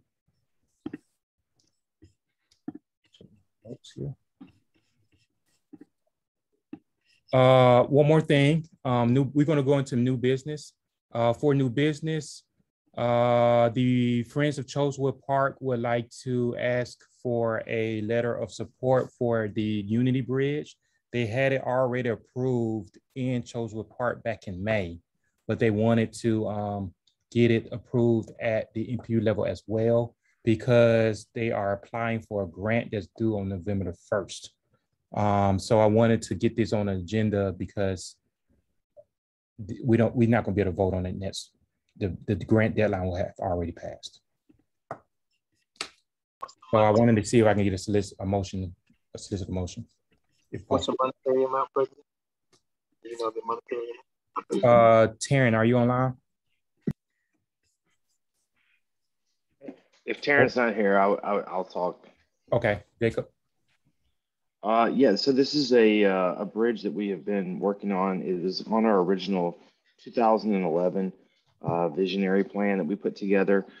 So this is a long time coming, and the neighborhood has supported this all the way through, along with a few of the developers that are in the neighborhood. And we are just looking for support from the NPU-Y to possibly be able to get the grant approved for this prior to our deadline.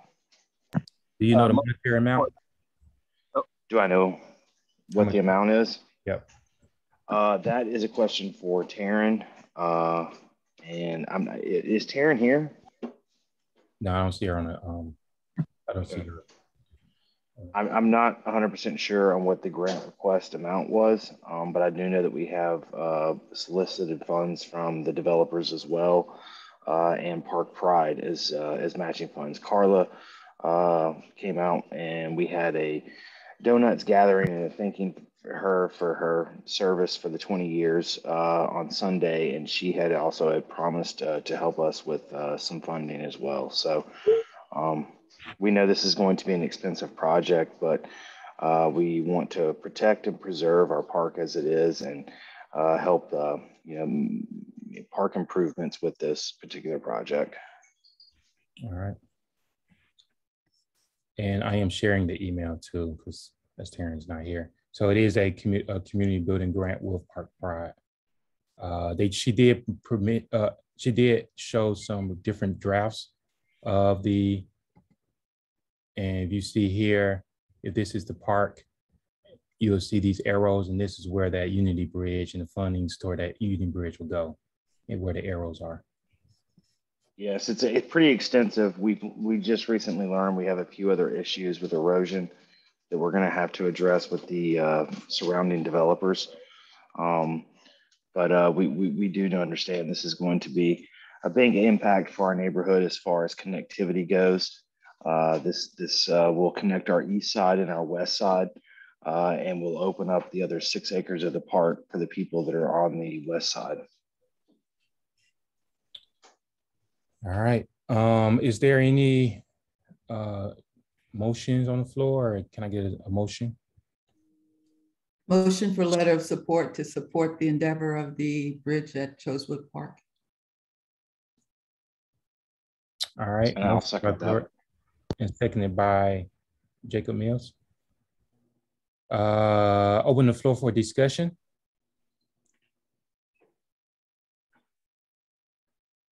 Will this impact the City of Atlanta, the project is coming there at Inglewood at all? Or is this yeah, this is conjunction with the project at Inglewood. This particular project backs up to both the Atlanta Housing Authority on Inglewood, and also the Empire development that runs along Boulevard. It's kind of a cross-pollination between the two. We have a retention pond that is planned in that area as well, to help with the erosion and to help with the water retention. So it's a cross-pollination between 2 of the developers and the Parks Department. And so those developers are in support of this particular project and idea? Yes, they are very supportive. Empire has actually paid for our land survey, and they've also helped facilitate this particular rendering and drawing that we've put together as well. Sounds like you have some great financial partners for this particular project. We do. We've been very lucky and very fortunate to have a developer come in and set a good precedent for the others as far as working with the community to help us better our park through park improvements. Thank you for those answers. I'm done, President. I appreciate it for those very thoughtful and informative questions and answers. Is there anything else for the benefit of the body?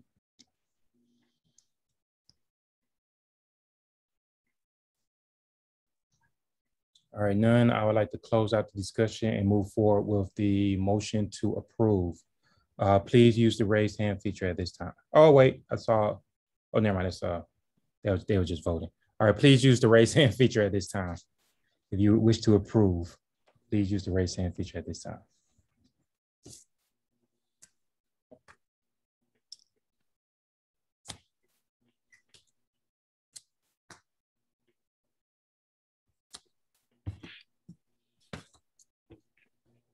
In order to be a voting member, you must have attended 3 out of the last 12 calendar months, 3 months out of the last 12 calendar months. All right, closing it out. What do we have, James? 15, Mr. Chair. See a message in the chat.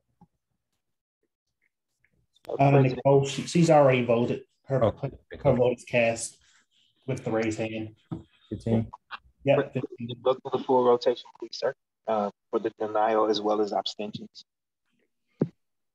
All right. Those who wish to deny, please use the raise hand feature at this time.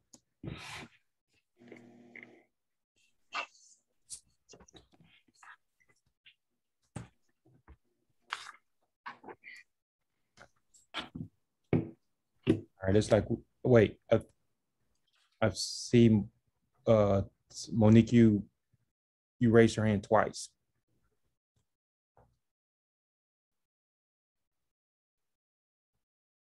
All right. Sorry. Yeah, no problem. All right, 0. Those who wish to abstain, please use the raise hand feature at this time.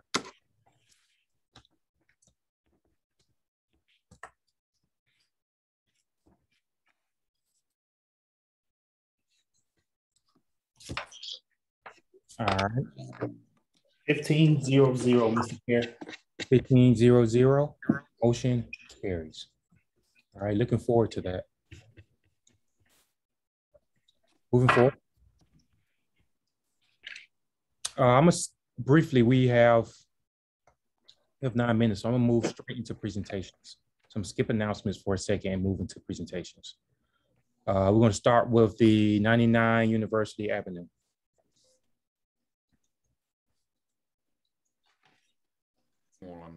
Thank you for putting this on the agenda. Pat Chesser from Mill Creek is also here, and he can describe the other projects that they have. Apologize, I thought I had my video on. And I'll give you some context as to why we're here. This property is an 11.5 acre tract on University. We filed a rezoning application in February of 2020 to go from industrial to MRC3 to allow development of a 400 unit complex. It's in the Beltline overlay, so it would have the affordable component. As you can imagine, February of 2020 was about the worst time in history that you could have filed an application to begin the public process. This is in Peoplestown. It's in NPU-Y.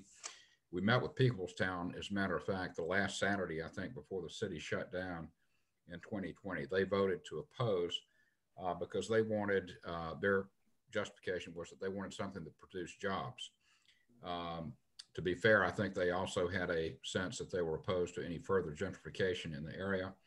And then while everything was still closed down, NPU-V voted to oppose. We asked that the process be put on hold until things opened up again, and heard from several people at the city that, you know, you really ought to talk to the neighborhoods in NPU-Y because they're affected by it and they are interested in it as well. That's why we're here. I appreciate you hearing us. I want to make, I think, just 2 points. This site's been vacant for a while. I think it's not likely that jobs are coming to this site. And secondly, the Beltline is going to change the area as it has everywhere else in Atlanta that it's been.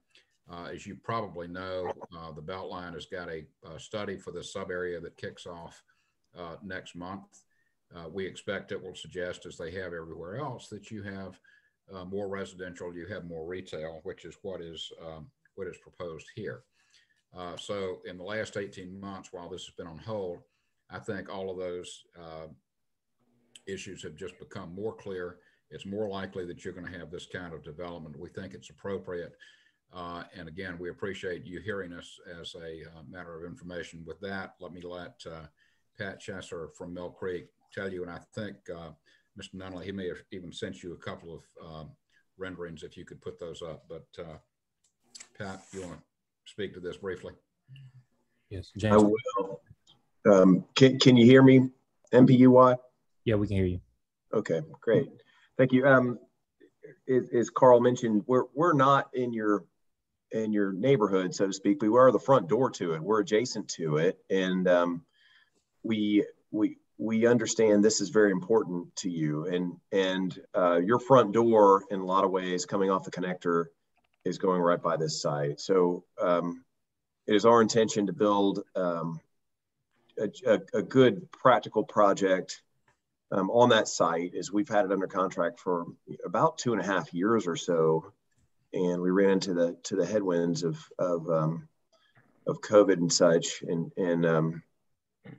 Wendy's and everything else. I mean, it's adjacent to Wendy's and everything that happened to it. As Carl mentioned, People's Town is opposed, but I don't believe that's People's Town as a whole. I believe it's one or two members of People's Town who are especially strong-willed, and that's okay. Everyone has the right to opine on what happens in their neighborhood. But it is our intent to take this fallow site that's now not being used for much of anything, to put these units with, as you can see, in the middle is the amenity area, and it's surrounded by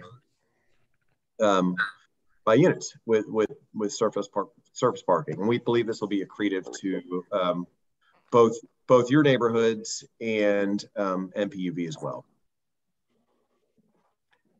The only other thing I would mention is that I know that some of you had mentioned, maybe Mr. Holmes, that there was an initiative in the neighborhood to try to get some help with cleaning up around the intersection, and Mill Creek is certainly willing to cooperate with that. So we appreciate your time, and to the extent that you have an opinion and can make that known to the Zoning Review Board, that would be very helpful. I think this goes to ZRB on November the 4th. All right, thank you. Okay. Yeah, absolutely. We will keep the front door clean. And if there is a committee with the neighborhoods that is dedicated to doing so, whether it's specific pickup, like tire pickup, or whatever happens on that full diamond interchange at 99, we will contribute or whatever needed, chair the committee to do so. I mean, it's our front door also, and jointly, we care. All right. Appreciate it. Is there any questions for 99 University? I have a question. One of the things we've been trying to work on is that intersection, of course, and we've been talking about a community improvement district similar to what you see at the Camp Creek location and some of the other areas that have CIDs.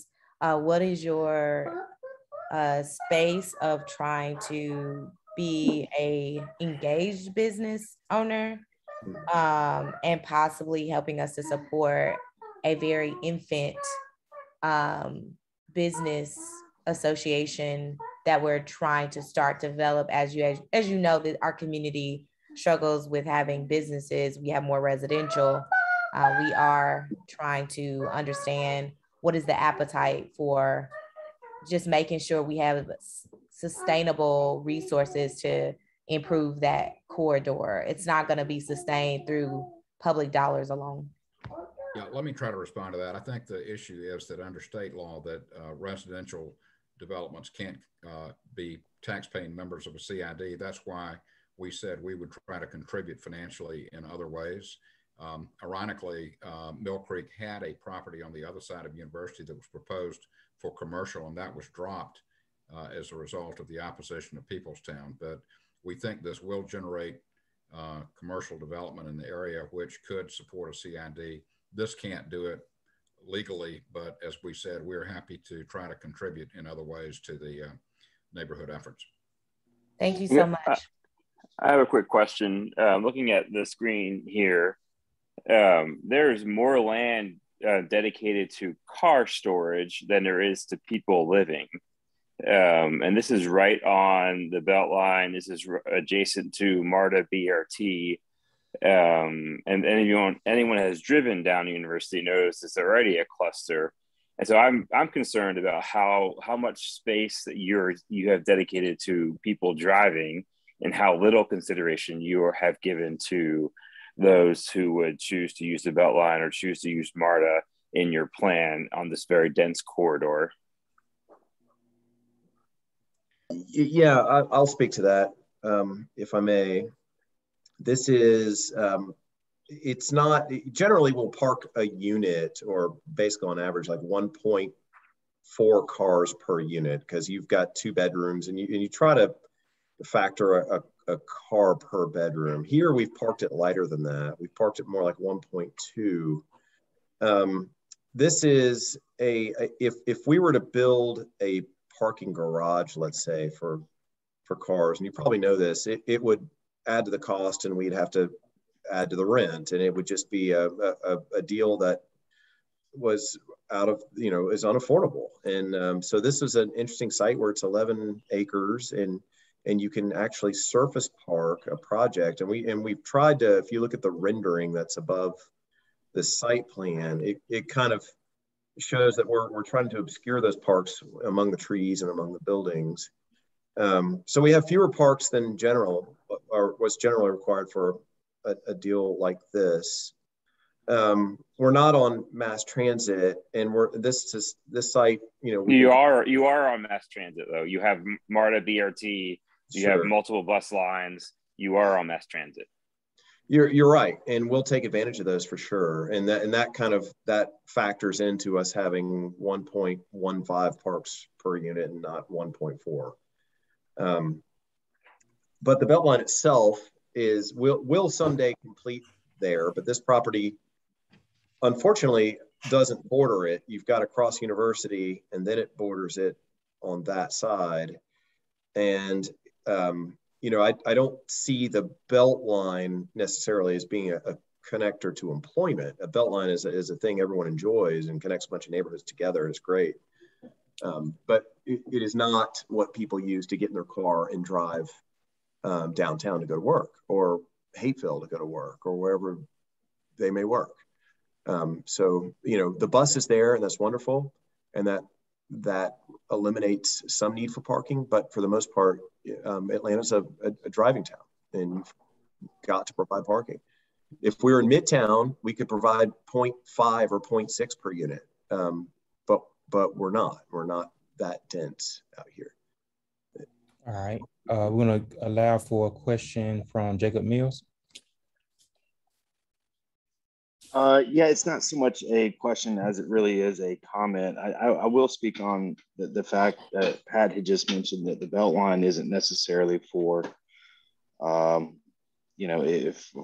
people to get to work. And I completely disagree with that. The idea with the Beltline is for people to be able to get access to work and to be able to eliminate the need for cars. But I will say that being in Chosewood Park and being the chair over here and dealing with the developments that come in,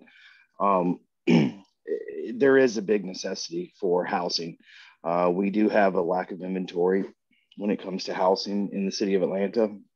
And projects like this that are adjacent to the Beltline are beneficial to the neighborhood in the sense that it does allow for density. There are other places that are available for commercial spaces to be involved, and not every development allows for commercial and residential to be in the same space. So I would say that, for the people in Peoplestown, looking at developments like this, these are positive changes for the neighborhood. Just having an open line of communication with the developer is key, because I believe that most developers do want to work with the neighborhood and try to develop the community along with their individual site. So seeing something like this on a lot that has been vacant for so many years is, in my honest opinion, is a breath of fresh air. So that's my comment. All right. Gloria. Thank you, Jacob. This property lies in NPU-Y, is that correct? It does. What was NPU-Y's position on it? Well, Peoplestown itself, or the neighborhood that it lies in, was not supportive, and Peoplestown it's very radioactive, or was.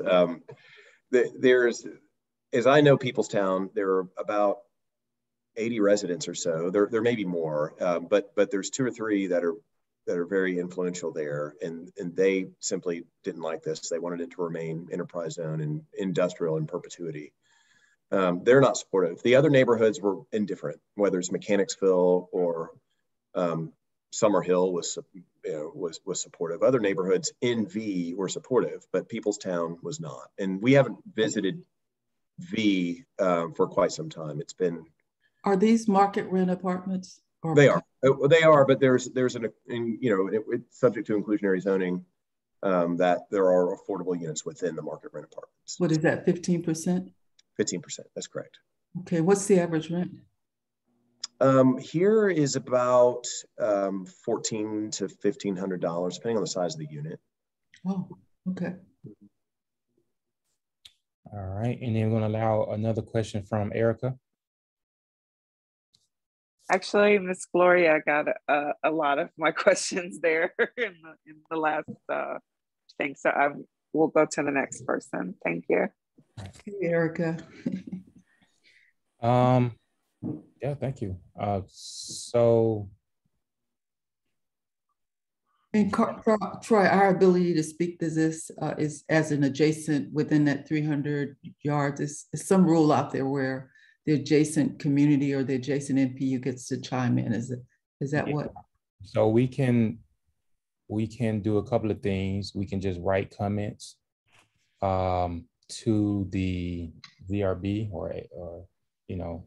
or we could do a letter of support, but we're not allowed to vote. We're not allowed to actually do an official vote, but we could say, hey, let's do a vote on a letter of support. Because it's not on our agenda, but we could do something like that. So that's one suggestion if the NPU wants to support it. Mill Creek is on our agenda, isn't it? No, it's on our agenda as a presentation. Oh, it's a presentation. Okay, not for a vote. Okay. No, ma'am. Troy, this is Tremaine Thomas. Can I ask a question or just kind of present something for consideration? Yeah, absolutely. Okay, so and I would say, looking at your renderings and what you all are planning to do, and knowing what we've been looking at for years, it does seem like if it's done the right way, it could be a good project that would promote more growth and more development in the area. So from that standpoint, I'm in support of it. The one question I have is that you said you guys have been under contract for 2 years. And what I'm wondering could happen here if the first goal is to get the zoning you want. If it's zone MR, and I'm a real estate broker, so if it's zone MRC3, permitted uses could include automotive service stations, banks, barbershops, and a bunch of other things if you all, for whatever reason, don't close on it. Can you speak to that? I don't know that we could do any support for some type of conditional zoning that if you all don't proceed with your development project, we don't now want to get an automotive service center because we're trying to get away from that. Can you speak to that? Yeah, I'll speak to it. We fully expect that it would be conditioned on this plan. And whatever other conditions we can work out with the city or the neighborhoods. We're not getting a black MRC vote here. It would be conditioned on this development. Okay, so what happens if the development doesn't go through? You guys do not go through with the purchase, because again, just to be clear, you are under contract. What happens? Well, then if you all get the zoning, I guess I'm not aware of it being able to revert back. So can you help help? No, it can't revert back to industrial. What would happen is that if someone buys it, they would have to comply with these conditions, or they would have to come back through the public process. But as I think you know, there's a 2-year period in the city of Atlanta within which you can't come back. So essentially, if Mill Creek, for whatever reason, doesn't go forward, then whoever buys it next has got to comply with this plan and these conditions. We're not right. Well, they're going to have to comply with the new zoning and permitted uses. That's right. correct? Yes, sir.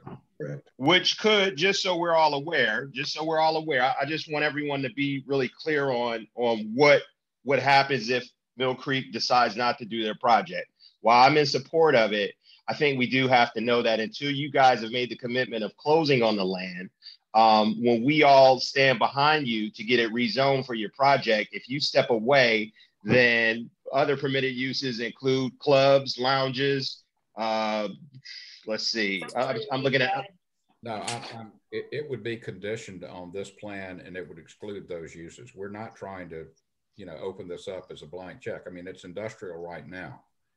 Right, I understand that. But if you guys don't follow through, I guess, how do we protect ourselves if you don't follow through? And that's the part that I don't really know, even as a broker. Like, once it's rezoned, it seems to me that now it's just going to be MRC3 going forward.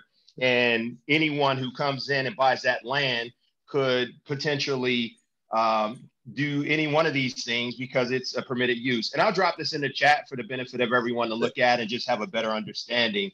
But how do we protect ourselves as a community? I'll answer it real quick if I can. And I understand it, but sure. Is that it would be conditioned, the zoning would be conditioned on this use. It would be residential. It would exclude the uses that you're concerned about, so that you would be protected. We're saying we'll do what we're showing on the plan. And if we're not zoned, I may add it, and we drop it, right? This is our kind of last throw at this effort, and then it's open for whoever wants to use it for whatever reason. So if we're not zoned, then it's not appropriate for residential, everyone has determined, and then it is open back up for all those variety of uses that you mentioned. So I like to list, well, first I'd like to get a motion to extend the meeting. It's 9:11. I'd like to. I'll second your motion. So can I get okay, so Jacob motion, who would like to second it? So move. All right, so we're gonna extend the meeting. We did go over just because of the, I got star shocked with Chief Brian on the line. Is that what it is, Mr. Nama? All right. So we'll continue the meeting for another probably to 9:30.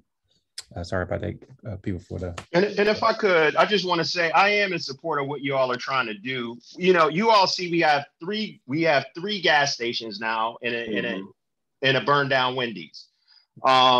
We don't know what's around the corner, but I think what has happened historically is we haven't all, I guess, spoken up enough to make sure that our interests were always protected. And so that's my only concern in this. While I love the idea of the project, I do know that, sometimes for one reason or another, even as people approach the closing table, they don't close. And so that MRC3, any new owner that if you guys decide not to close on it, or if you close on it and then shelf the project and decide to sell to someone else, someone could legally do any number of things that, that's kind of in that document that I put in the chat. So if I would say as a community, as a member of the community, I would be in support of it as long as we knew there was a protection in place, but I still didn't really understand how that happens. Can you explain how? So can I chime in on that? Can I chime in on that real quick, Troy? Yeah, go ahead, Jacob. Real quick. The applicant, whoever would want to come back in front and change your existing site plan for what we approve or what is approved, would have to go through the whole new application process and come back before the neighborhood. So no one could just take this property as it's zoned from their MR3 or MRC3 that they're going for and come back and change it without the approval of the neighborhood. So that's how you're protected. No. We're not talking about changing it. Under MRC3, all of those things that I mentioned are permitted uses. So once it's changed, if someone wants to put a club or a night. No. They have to submit another site plan. And the site plan would show that, which means that they would have to come back in front of the neighborhood. So they could not just move forward with that application as is. They would have to build exactly what that application was approved for with those conditions. No, They but could Jacob, not, Jacob, no, but can I add this? You are the last, Gloria, you are the last person on the call. We saw this in Lakewood when the LCI allowed a new marketing plan for Lakewood. As a result, we zoned all of the downtown area MRC3, which now meant live, work, play. However, we wrote some very strict prohibitions into that plan. No funeral homes, no storage units, no automotives. I believe that you can, concurrent with that zoning, have very strict prohibitions written into it. yes, you can with conditions, yes. Specifically on the property, yes. That speaks to what Tremaine is saying, that the guarantee for the community is that those prohibitions are written in up front in event the closing doesn't take place, because once it's MRC3 without any conditions, you get what you get. Well, I will say if you approve it as the site plan is, then they would have to come back before the community to get approval to change the existing site plan. So they wouldn't be able to just. So we're gonna have to we're gonna have to move for them. I apologize for okay. We have to move forward. It's 9:15. The meeting's supposed to end at 9, and we still have 2 more presentations left, as well as committee reports. Okay. So if you have any further questions, please put it into the chat. Where we will move forward. What we'll do is, I guess we'll send us any information if you're for it or against it. Ideally, we would have liked to got some type of a vote for this. But can we do a motion for this as far as either a letter of support or denial for this particular project? I'll motion for a letter of support, Jacob. Chris McCord, second. Chris McCord. So we have a motion on the floor. Yes, Jacob, you can motion at any time during the meeting. So we have a motion from James and seconded by Chris McCord. I'd like to open the floor up for discussion. Can we have a motion of support with conditions? Like, I don't, everything that's been said isn't entirely accurate about what happens if they don't move forward once it's rezoned. So I would say, based on what Gloria said, I'm in support of it, but we should also have some conditions. Amen. So we have a motion to amend to say support in conditions. Can I get a second? I'll second that. Seconded by Jacob. Who did the original? James. So I'll rescind mine and accept the one that's on the table, the floor. And just so I'm clear, from a legislative standpoint. Hold on for a quick second, Tremaine. Sorry. James has rescinded his vote. Tremaine's motion now stands. So we will now put this before the group for discussion. All right, James, go ahead. Tremaine, go ahead. I had to get clarity there. Well, no, I was just saying from a legislative standpoint, because I understand what they're trying to accomplish, and I want you all to do your project in our neighborhood. I think it overall will look up and be glad you did it.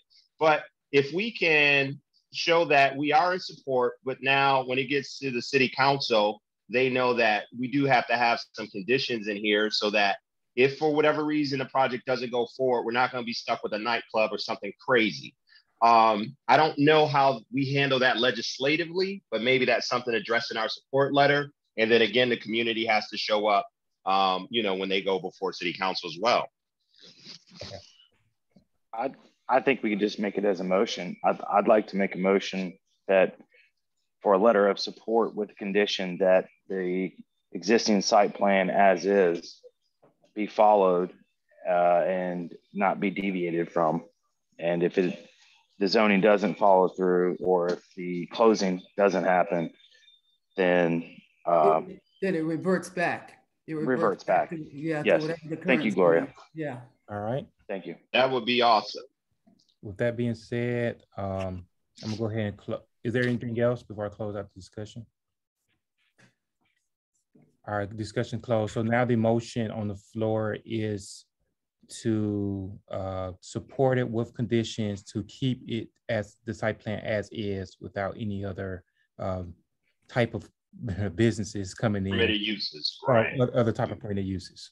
Thank you. All those in favor, you please use the raise hand feature at this time.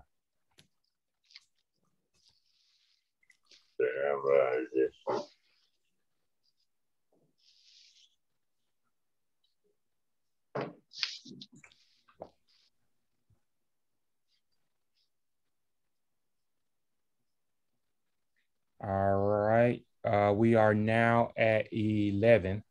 11, Mr. Chair, yes. All right, I'm gonna clear it. We are at 12. Well, okay. Okay, we're back at 11. So I'm gonna clear it at 11.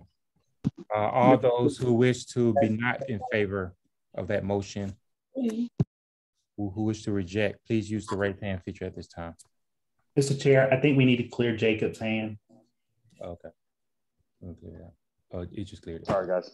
No worries. To reject, please use the raise hand feature at this time.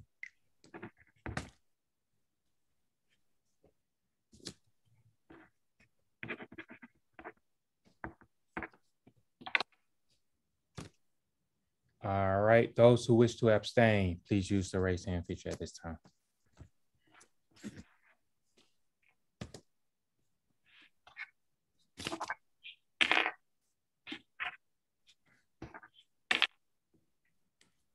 All right, we are at, so what's the count, James?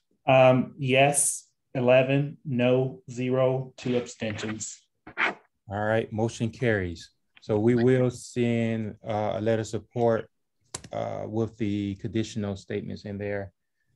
And thank you for the presentation. Thank you. Well, thank you. Thanks for hosting us. All right, moving forward to the next presentation. Got one hand up, Mr. Chair. I think it's Nikki. Okay. Or Nikki just lowered her hand. The next presentation. I think that's for the tree ordinance. Yep, the tree ordinance. Thank you. Yep. Okay. And do I have permission to share screen? Yes, I've stopped sharing. Okay. Let me see if we can do this. Okay. Do view slideshow. Okay, I know it's really late. I always end up at the end when everyone's tired. No one wants to stay much later. So I'm gonna try and be really quick, but I also want to say that this is a kind of an important issue that has a lot of moving parts. It's connected to the zoning code. And it's kind of one of those pretty important things that's kind of flying under the radar a little bit. So I want to just give just a super brief introduction. Well, I'll kind of get straight into this. This is about the tree ordinance. I'm sorry, the tree ordinance for Metro Atlanta is up for a vote. It's coming up probably in either November or December. And it's been in process for about 3 years, and it's just dragged along. What we first want to talk about is that the reason we have a very special trees and urban forest, we're known as City in the Forest, is because Atlanta was built out very, very slowly. Way back in the day, our build out didn't really come until the 1960s. And we had little pockets of trees on houses where, we didn't really have air conditioning until the 1960s. So a lot of trees were left for shade. And we also have remnants of the old growth forest. In fact, there's remnants in South Bend Park of the original forest of our area. So steep slopes and stream corridors were often where we have high value trees, and that can be in our neighborhoods. What we see now, of course, is tear downs. They're clearing lot line to lot line. We're losing pretty much all the trees on lots. 95% of Atlanta's trees and forests is on private property. So what happens in single family residential is going to be very important. 80% of this is in single family residential.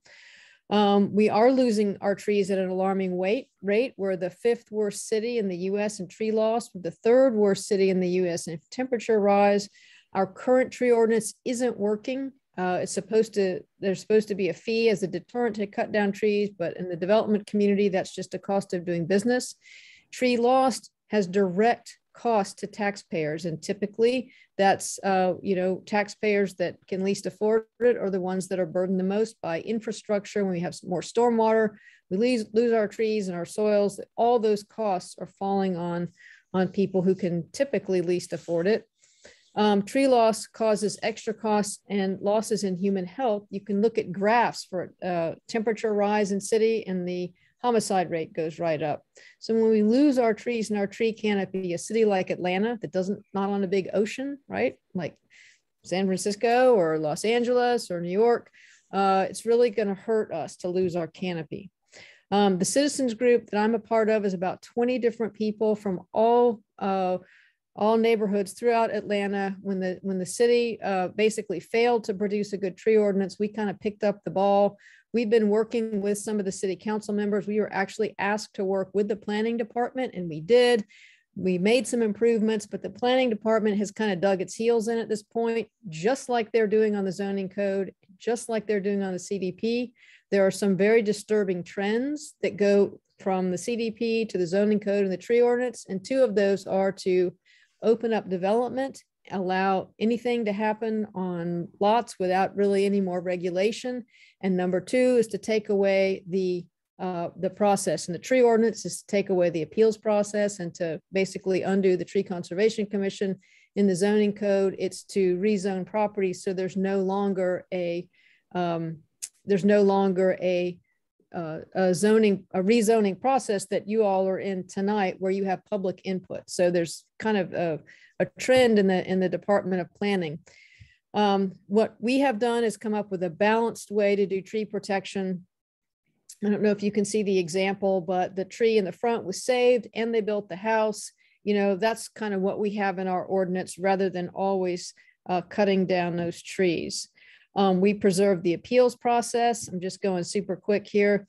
We also have tree preservation on commercial and multifamily. The project that you just had up in front of you could have had a requirement for green space if our tree ordinance was the ordinance on the table.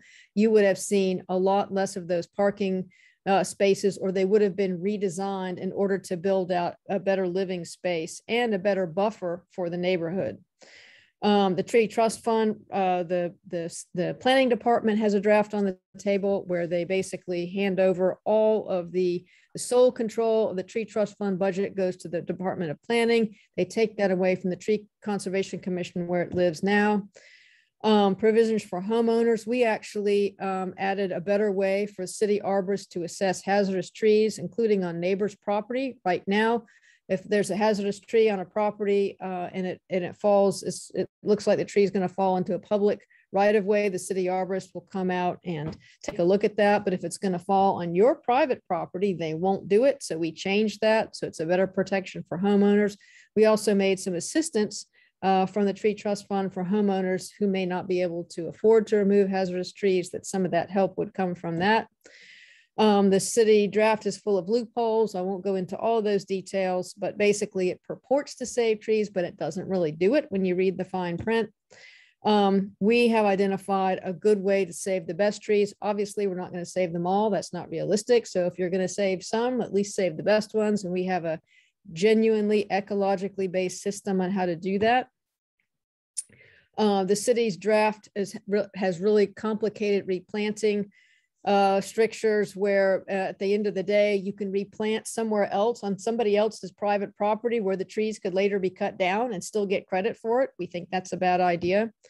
So we also have improved that what's considered dead, dying, and hazardous. We have a better way of looking at that. This dips in a little bit to the zoning code. I'll kind of go through this, but basically, if you voted to approve the MR to MU new zoning district, the tree ordinance wouldn't apply. That's something the planning department isn't telling people. When you rezone from single family residential and you were to use the planning department draft, it has no tree protection for anything commercial, and MRMU is commercial. So basically all those new areas rezoned would be exempt from the tree ordinance and people could clear cut those lots. The other thing about the planning department, which a lot of developers actually don't like, is that there's a clause in it that basically says that the city arborist has the arbitrary ability to waive the requirements anyway, which means that it's kind of a bit arbitrary decisions are being made by the planning department staff. So basically, as a quick summary, the planning department draft is not going to reduce tree loss. It's going to increase it. It eliminates the right of appeal. There's no tree saves in multifamily or commercial, and it's complicated and contradictory. The draft that we wrote, we actually took the planning department draft and we X'd out some things we thought were not very good, and we added some things that would be better. It's not a whole lot of changes. We probably only changed about, I would say, maybe 20% of the document, but they are important changes. And those changes are going to preserve more trees in single family residential developments and subdivisions. It's going to preserve the right of appeal. It's going to save some green space, even in multifamily and commercial sites. It's clear and simple, and it provides more flexibility for homeowners to remove small trees and gives them more protection from hazardous trees. So what we would very much like for you guys to do is to, if you would send a letter of support. Councilmember Michael Bond has introduced our draft. The planning department draft is on the table, ready to be voted on. Our draft is also on the table, ready to be voted on because it was introduced by Councilmember Michael Bond. So what we'd like to do is get letters of support from different folks in different communities for the current, the blended draft, the draft that kind of blends our ideas with what the planning department had. So if you go to cityintheforest.org, you can see that draft, and I'm happy to answer any questions. And I have a sample letter that I can send to you guys. And just if you have any questions, I'd be happy to answer them. When does it appear before the council? We're not sure. It's we have been told that it has to go through the CDHS committee, which is chaired by Council Member Matt Westmoreland. And we have heard that it could come as early as November, but possibly in December. I think we might be looking at early December, but we're not 100% on that. It's been dragging on for several years. They were supposed to vote on it last March, and then they were supposed to vote on it last May. So this is another, we're kind of getting into year 4 of this. So I think there's a little bit of interest in going ahead and getting it voted on. And they've postponed some of the other zoning code changes till after the new year for sure. So we're thinking this is going to get back online because those have got moved into January. All right. Gloria, did you have anything? Yeah, quick question, Catherine. Please send me a copy of your presentation to my email. You have it. Are you asking that your group's legislation be placed concurrently for vote with that which is being drafted by the city? Is that what's being asked? Well, it is concurrent for vote now. It's already concurrent for vote. So okay. It's already on the table, and our draft has been introduced, so it could be voted on. Great. So you're just needing a letter of support from us that you would like to see a favorable vote. Is that correct? Yes, for our draft, not for the planning department draft. Yes. And how do we identify your draft differently from the other draft? It's called the Citizens Amended Blended Draft. Okay. It's basically, it is not an entirely separate draft. The draft itself is an amended version of what the planning department put on there, but we called it the blended draft because we blended both their draft and our concepts together. So that's its title, but it began with the planning department draft. It's not a whole separate thing.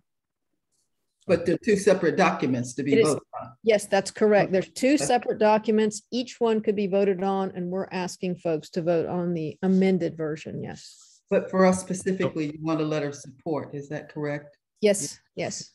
So we're gonna allow for one more question. Sherry Williams. Yes. Thank you for taking my question. I'm Sherry Williams. Can you thank you for the time that you have taken to really go over this in detail because this is much needed. I think there needs to be a clear cut I think there needs to be a moratorium on clear cutting, but we're not going to go back and amend this anymore. So my question to you is, how many letters do you need, and when do we need to send these letters in by? We need as many letters as possible.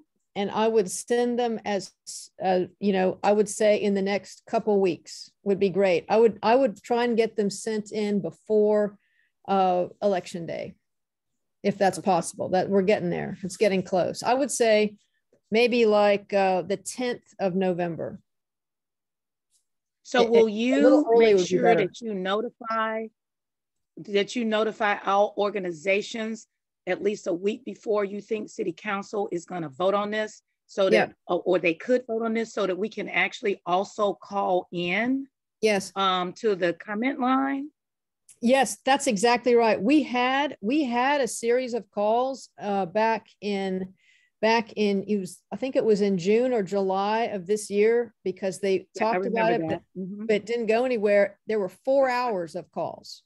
Yes. I mean, we need to do that again, because they sat on it and they just kind of are forgotten. So yes, we will get all of that to you. Absolutely. 100%. In fact, I will send out I will send kind of an info sheet on this that will have a lot of information. Should I send that? How do I get that to everybody? Should I send that NPU? Send it to us. Yeah, send it to us, and then we can forward out through our social media channels. Okay. And then also we're going to take a look at the legislation that you all created, and probably if we have time, I'm not sure when's going to appear before the board, but we would like to probably have this as a vote in our next meeting if possible, so that way we can have a little bit of time to review the legislation. And lastly, make sure you send it to APAB also. Thank you. Okay, yes, I will do that. And what I'm going to do right now is I'm going to put my contact information in the chat. And there's also a website called cityintheforest.org. And if you go there, there's a comparison chart, and our document is there as well. And I think there's even a copy of the city's document there too. So that's a good resource, but I'll follow up with an email that has lots of other resources for you as well. I'll go ahead and type that in right now. Catherine, to my email, please. So we're gonna go ahead and move. I will do that. I'll do that, Gloria. I got you. Yeah. We're gonna go ahead and move forward towards the planner's report. All right. Good evening. Do you guys hear me? Yep. Okay. Yes, so my name is Chris McIntosh. I am filling in for Aaron Johnson this evening. I'm also an NPU planner. I usually do the planner report for S. So this month, just have a few quick updates for you guys. So the third draft of the comprehensive development plan, which I'm sure you guys have reviewed, is now available online. And so the public hearing that needed to be rescheduled will be held next Monday, October 25th at 6 p.m. City Council will consider the adoption at the October 28th special full council session, and I will add some of these dates into that. And so if you need more information on the CDP, you can go to our website, which is atlcitydesign.com and /2021-2021-CDP. And I will put that in the chat as well.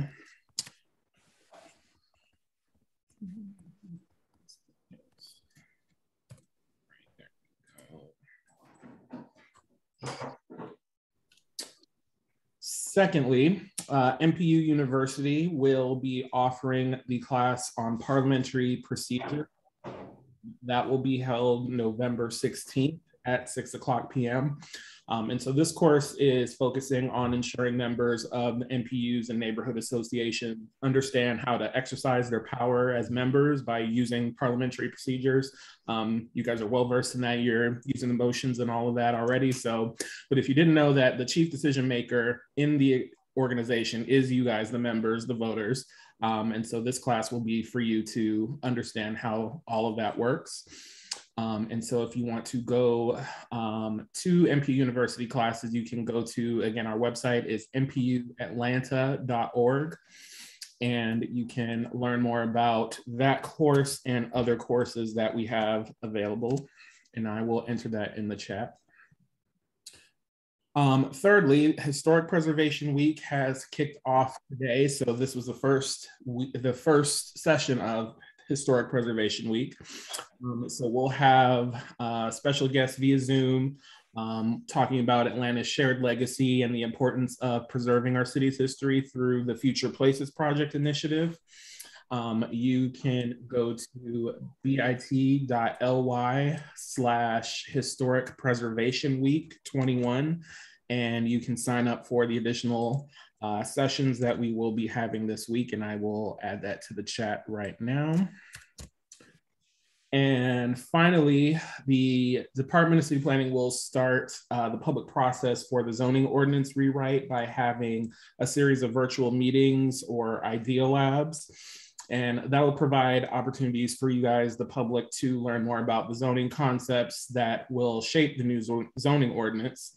And you can go register for these new idea labs, which will start on November 3rd.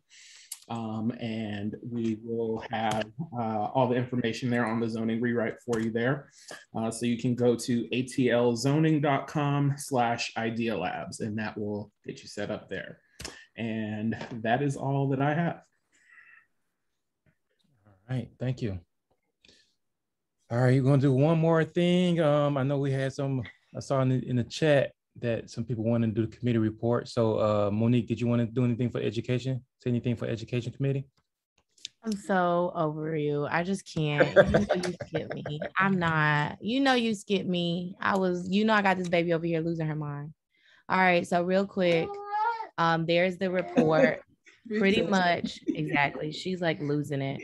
So pretty much, there is the link.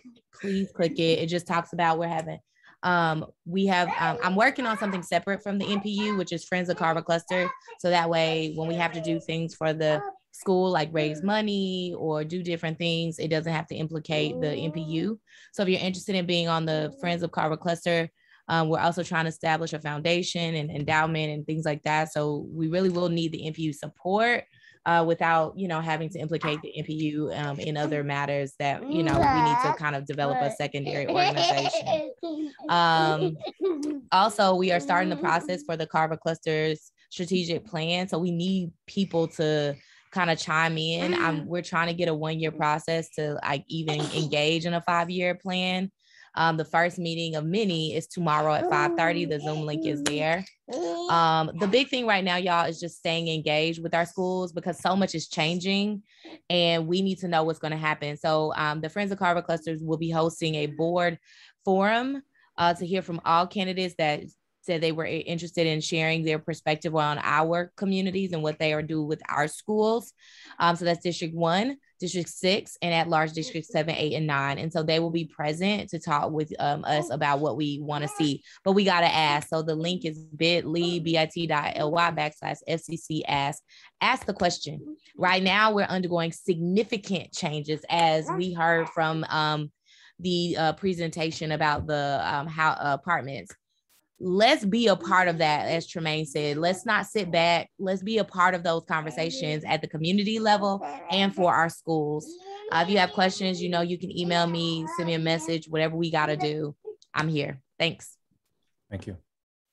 Gloria, did you want to say anything for public safety? Yeah, just a couple. We're really grateful that Chief came in. He doesn't do that everywhere, and he does it very infrequently. But he knows that that NPU-Y, but specifically Lakewood Heights, has been overcoming, and any guidance, any support is just always welcome. But Troy, I thought you were going to, and that you plan to drop into the chat a very well drafted summary of the meeting we had this past Wednesday. Looks like Lakewood Heights, you guys Google the article, is on the rise.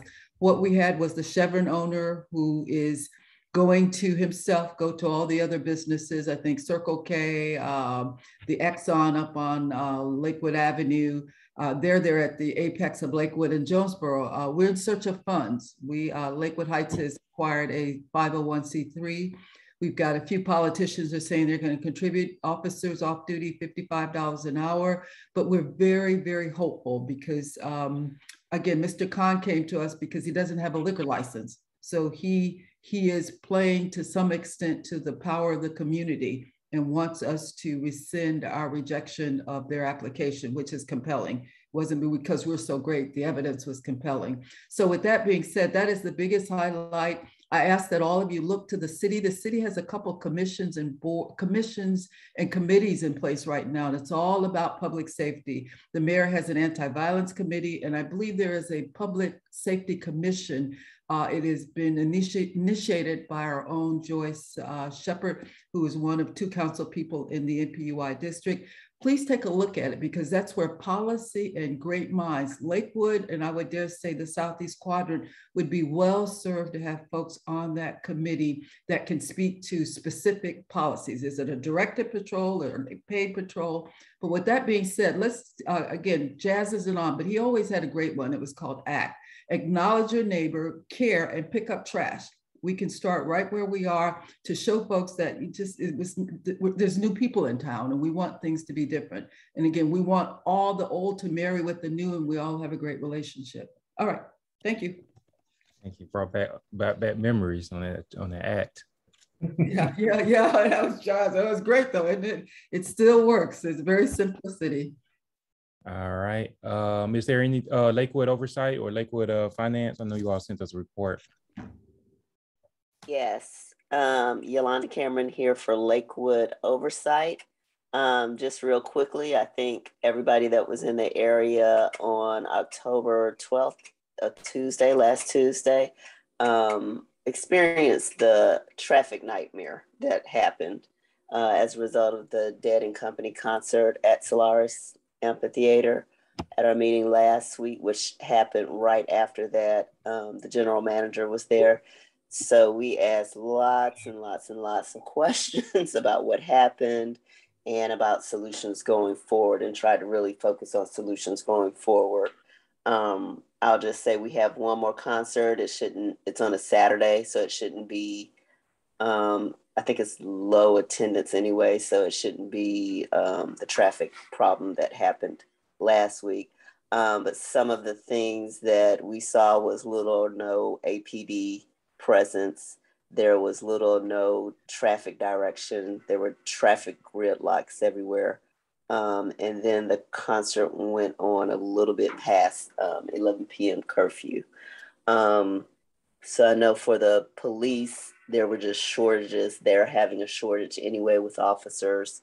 They had planned for the same number or the set number of police officers to be there when it's a sold out concert, but for various reasons they weren't there. So going forward, we're just going to suggest that let's really work with APD and see if we can get Councilwoman Shepard to kind of assist in that heightening policing of the venue. As far as the traffic direction, they didn't have sufficient directional signage. There was no digital signage. There's said to be a shortage for City of Atlanta signage due to the film industry and various events that are going on. But they're looking into getting that going forward for next concert season. And then the traffic gridlock was due to it being a sold out concert on a weeknight, and one of the exits, that Clare Road exit right behind the three-way grocery, they were not able to use that until the early evening hours. Typically when they have a sold out concert, they're able to use it earlier in the day, but they were not able to use it because it was a work night. So discussions going forward, they seem to have a separate department that's responsible for touring and scheduling concerts. So just really need to see if we can get communications with that department to not schedule concerts that may be sold out on weeknights. Like, let's try to at least try as much as possible to keep that on the weekends. So those are some of the things that we discuss. And then as far as this concert going a little bit past 11 p.m., they have a policy that if it is a sold out concert like that, and I think they approached them with one song to play before the 11 p.m. concert. They let that song play out to prevent riots. And so that's that. So I think that's all my highlights. Thank you. Awesome. Nice to hear your voice. Thank you. Oh, sorry. Thank you. Oh, go ahead, Gloria. Okay. No, just nice to hear Yolanda's voice. It's nice to see that everything is moving over there at the amphitheater, and we're going to all have monies for our impact grants. Yep, get that money. All right. Is there any other questions? All right. With that being said, I think that announcements. Is there any announcements? Yeah, early voting is on through the 29th. Election day is the 2nd. That's the big announcement, right? Yep. Make sure you vote. Make sure you vote. Vote. Oh. Is there any other announcements? And the closest early voting site for NPU-Y is Metropolitan, the library. Is that correct? I have an announcement. The young lady who came and spoke to us last time about the Hank Aaron Academy, if you're interested in donating gift cards so they can get uniforms, currently they have 16 alternative school students there. They're in NPU-Z, but I told her I would ask. So if you have access to mail uniform stuff, please send them my way so they can get some support. Thanks. Monique, even though they're in Z, I suspect some of the students come from Y. I think it's a consortium. Yeah, it is. Exactly. That's why I'm trying to help. So they need uniform support. I'm sending some gift cards to incentivize their attendance.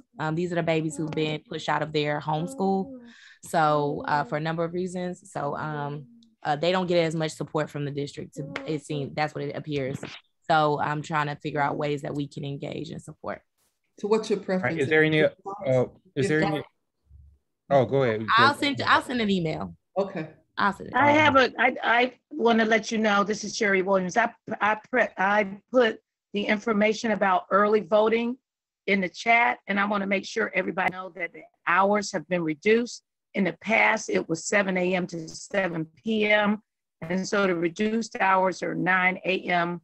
to 6 p.m., including this weekend. You can vote both Saturday and Sunday. So hopefully everybody will get out an early vote. Is safe because there's social distancing, and if people are 65 and older, they don't have to stand in line anyway. They can walk right in. And then I have one quick comment. I heard you guys talk about increasing the number of people that attend your NPU meetings. I have a suggestion. I'm an Atlanta native, but when I lived in Phoenix, they had what they call a welcome wagon. And what a welcome wagon is a package that you give new people that are moving in the neighborhood so that they will know when your meeting is, what the name of the community is, and other little unique things that they need to know about your community. So you might want to consider doing that as you do the other things that you talked about to get more people on your calls. Yeah, so thank you. Yeah, and then that's what the brochure that Gloria was mentioning is. Give it to all of the new people moving in. Yep. Yeah, and Chair, it's kind of in conjunction with a neighborhood watch program we want to institute more widely. So yeah, but thanks. That's absolutely good information. It is very good information. Is there any other items? I got one more item. I owe all you all dinner for staying with me this long. It's 9:52, so I appreciate everybody who stayed through the length, and it does mean a lot to me. I'd like to get a motion to adjourn. Well, that's if Monique is happy. I don't know if I'd be too happy with it. Yeah, I'm still at the office, so I don't know if I'm being the doghouse. Oh, but Free saying, come on, Dad, I hear you. Where are you? Motion to adjourn. Motion to adjourn. All right, motion from Gloria. Yeah. Second. I think everybody went to sleep. Second. Second by James. All right. It is officially, meeting is officially adjourned. I'm gonna start the recording here.